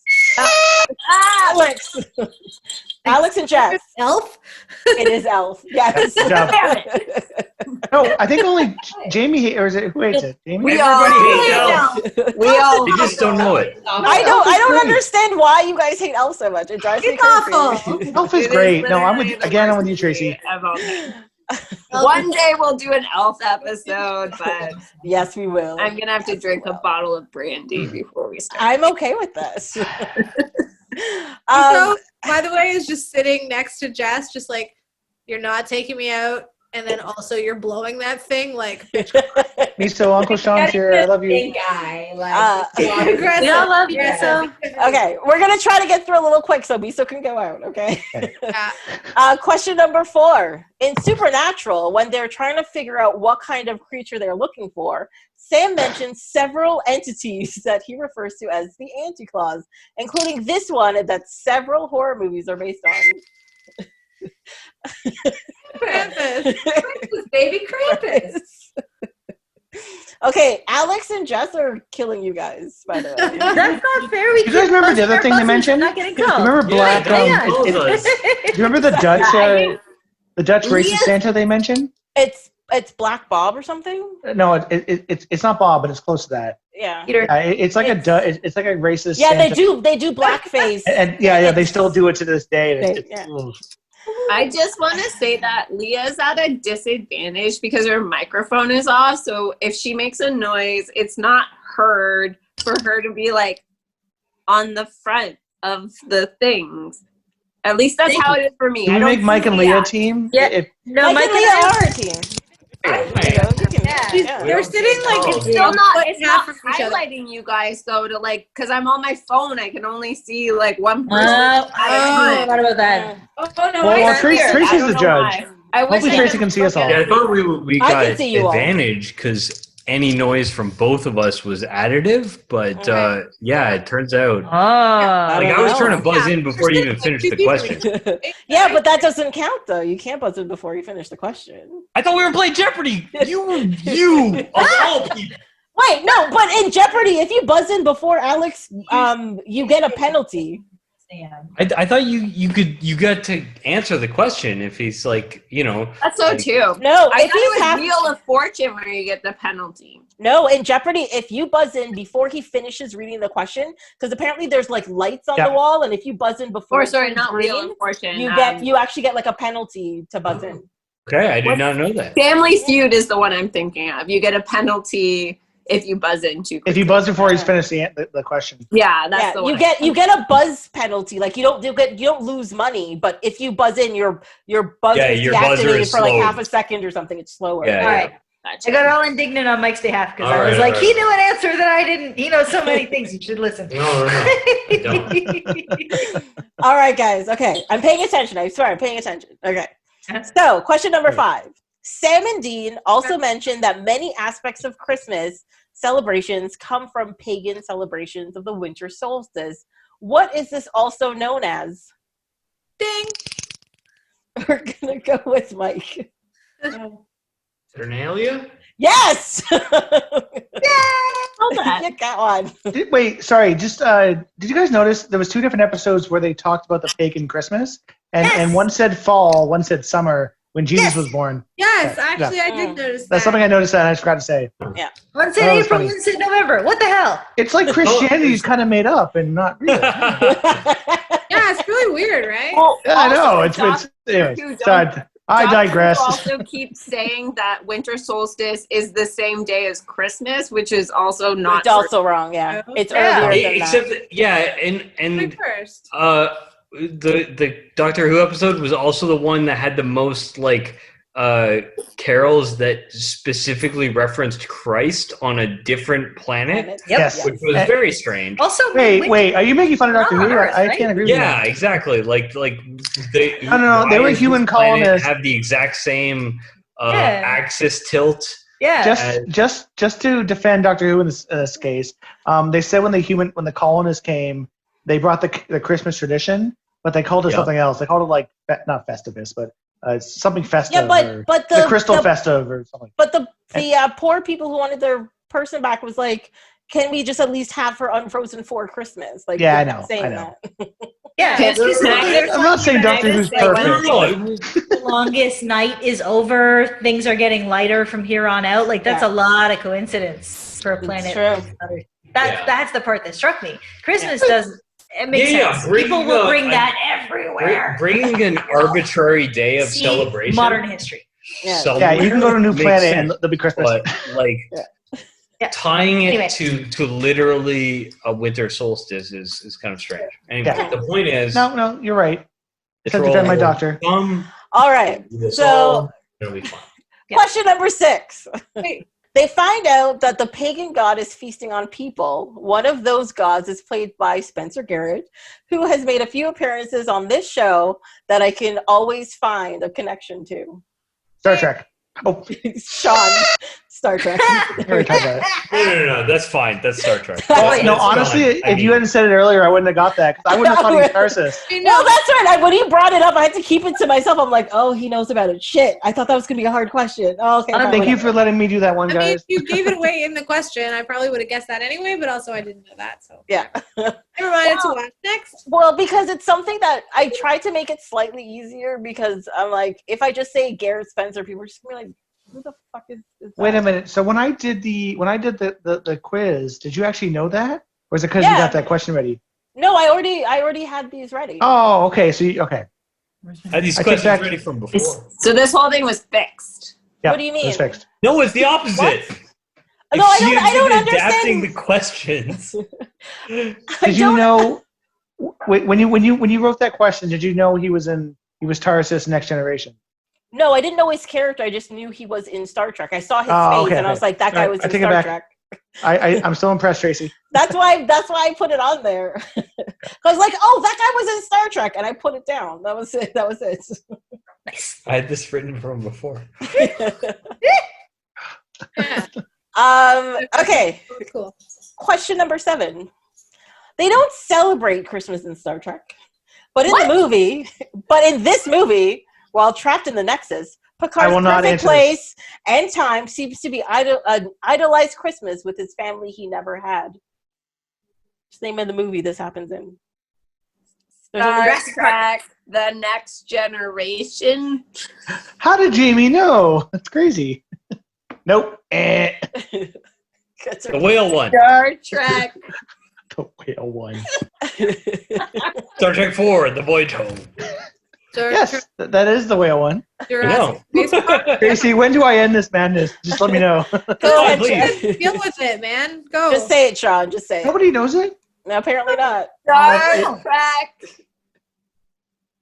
Toy Jen. Story I'm 3. trying to come up with Jimmy Christmas. Generation. 3. That's what I said. No. You said Star Trek: The Next The Generation. Next Generation. That's which is a TV show. What the fuck is the difference? You tell me what the difference. Star Trek No. Generations is the first movie that has the Next Generation crew in it. There's Okay, I do Trek. see why Jamie's mad as a 48 non-Trek minutes. fan. It does seem like she's being jipped. Finding Spock. She's not. All right. Question number Thank you, 8. Question number 8. This is starting to fall apart. Everything's going great. There is Christmas in space, however, but it's a little different as Doctor Who goes to a planet where these creatures are in the clouds. Fish. Mike. Fish. And Thank sharks. you. There you go. And whales, they say that, so there's also And dolphins. potentially I dolphins. had to look and- it up. and A shark is a fish. aquatic, yeah, but there's shark is aquatic mammals potentially. All right. Next question. Which doesn't make sense because they have different oxygen requirements. How dare you, Mike? And Planet's not like Earth. Floating fish, though, makes perfect sense, but fine. really? Does it? I don't know. All right. I don't know. I just It got makes here. sense how they would like appear and disappear, though. I didn't Okay. What doesn't make sense is why do they look like fish from Earth?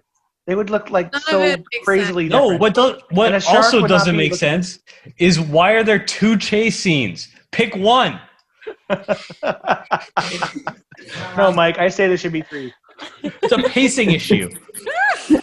If you're going to have a show that literally allows you to do anything and literally just define your stakes as you're creating the scene, Yep. don't do 2 chase scenes. Pick one. The end. Yeah. Wow, this is devolving. Okay. Okay. I should next year no alcohol for you guys, okay? We're just Oh yeah. it'll Right. be a dry episode. Good luck, Tracy. Said about not needing to bribe us just when Can't believe It's like 3 also, years. Tracy, when do you ever see us where we're not consuming alcohol? That is true. That is I also Wilson brought take us a the little bit alcohol. of Let's offense. Let's not forget that. I mean, I was a little bit impassioned there, but after 3 years of Yeah. Christmas episodes, that particular can't be what rant breaks it. was the Yeah. one that you said was like, That hey, wasn't even nobody that is bad. allowed to consume alcohol after? Yeah, Yeah. no, Mike's right. That was not. I That's- politely yeah, disagree that with Mike. wasn't on the That's top it. 10. That was not fair. We No, could that's go back true. through other episodes and choose a better time to say now. We do not Okay, do everyone in the TARDIS. let's go back. Yes. I'm not saying it was the best rant I've ever done. I'm saying that like if that's the breaking point, That is not the worst. That's You not didn't the sound angry. That can't be as bad as any of the Marshmallow era. Yeah. That was a lot. Yeah. Okay. All right, what's the next question? Question number 9. I love this. An ideal Christmas is all Abed wants to have. When he can't have it, he has a mental break, and his world seems to be in this kind of animation style. Jamie! Stop motion.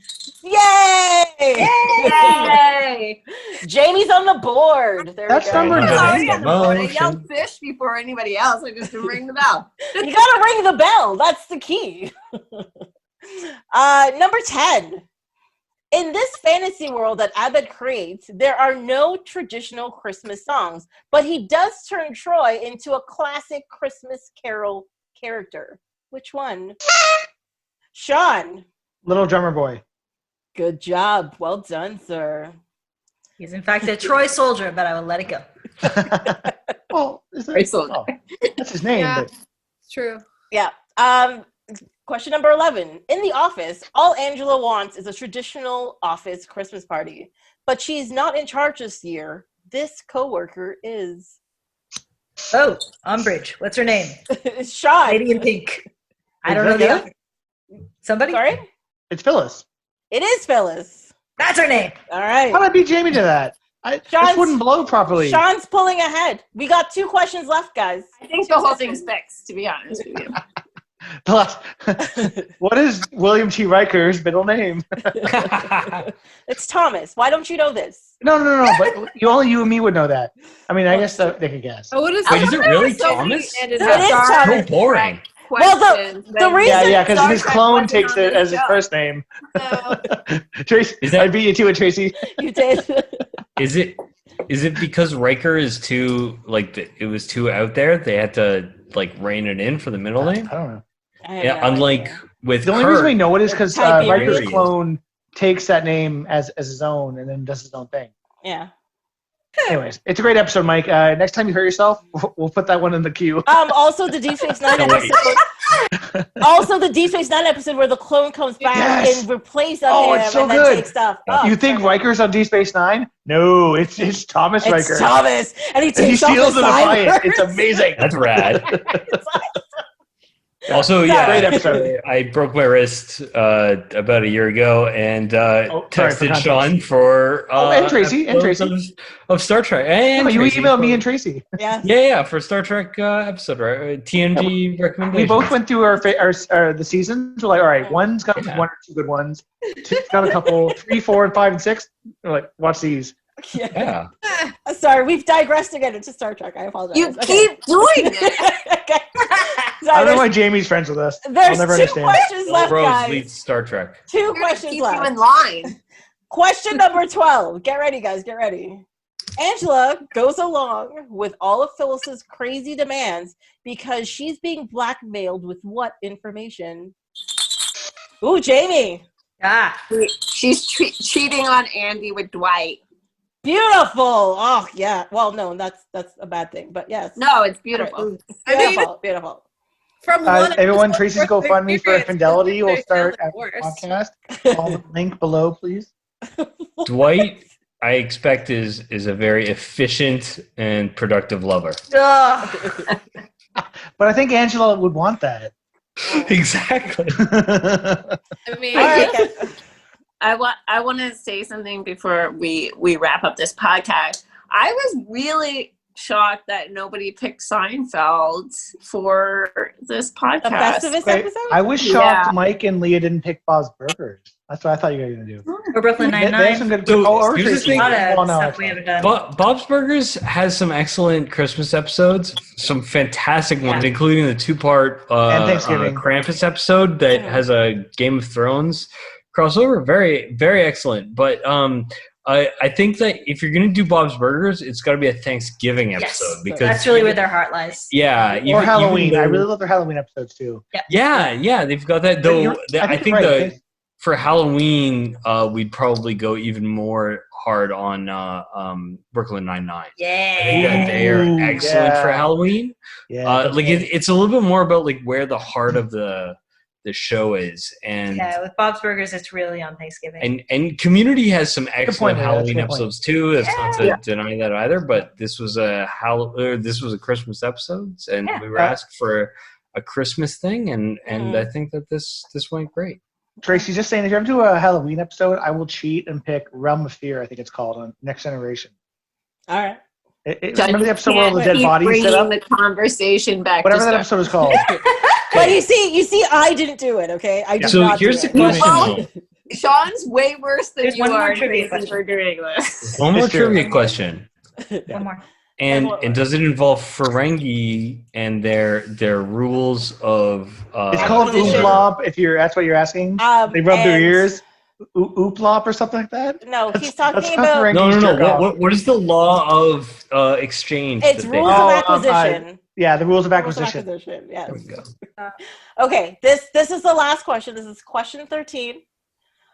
You can get as much as 6 points for this question. okay. Okay, so it's a simple question. You can give one answer, or you can give me one answer and then an answer per episode. When I read the question, you'll understand why. Okay. all of the episodes surprisingly have this in common. And then after that, you can tell me what that thing is in each episode for additional points. For the episodes we watch, there's one thing in common. For all of them, yes. Okay. Is it Christmas? Mike. Besides Christmas. Come on, guys. Besides Christmas. Yeah. I'm sorry. I should have said That's the hardest question. No, I was apparently. just buzzing in for Leah because she was saying Christmas. I think that's you didn't say stipulate besides Sorry, Christmas. I okay. think we're entitled I to don't think 6 she's points. done the full question here. Here we go. Okay. Let me rephrase that. Just besides Christmas, all of these episodes surprisingly have this in common. I would like what the thing in common that they have and tell me where the commonality is in each episode that we watched. Mike. Non-traditional families. Sorry?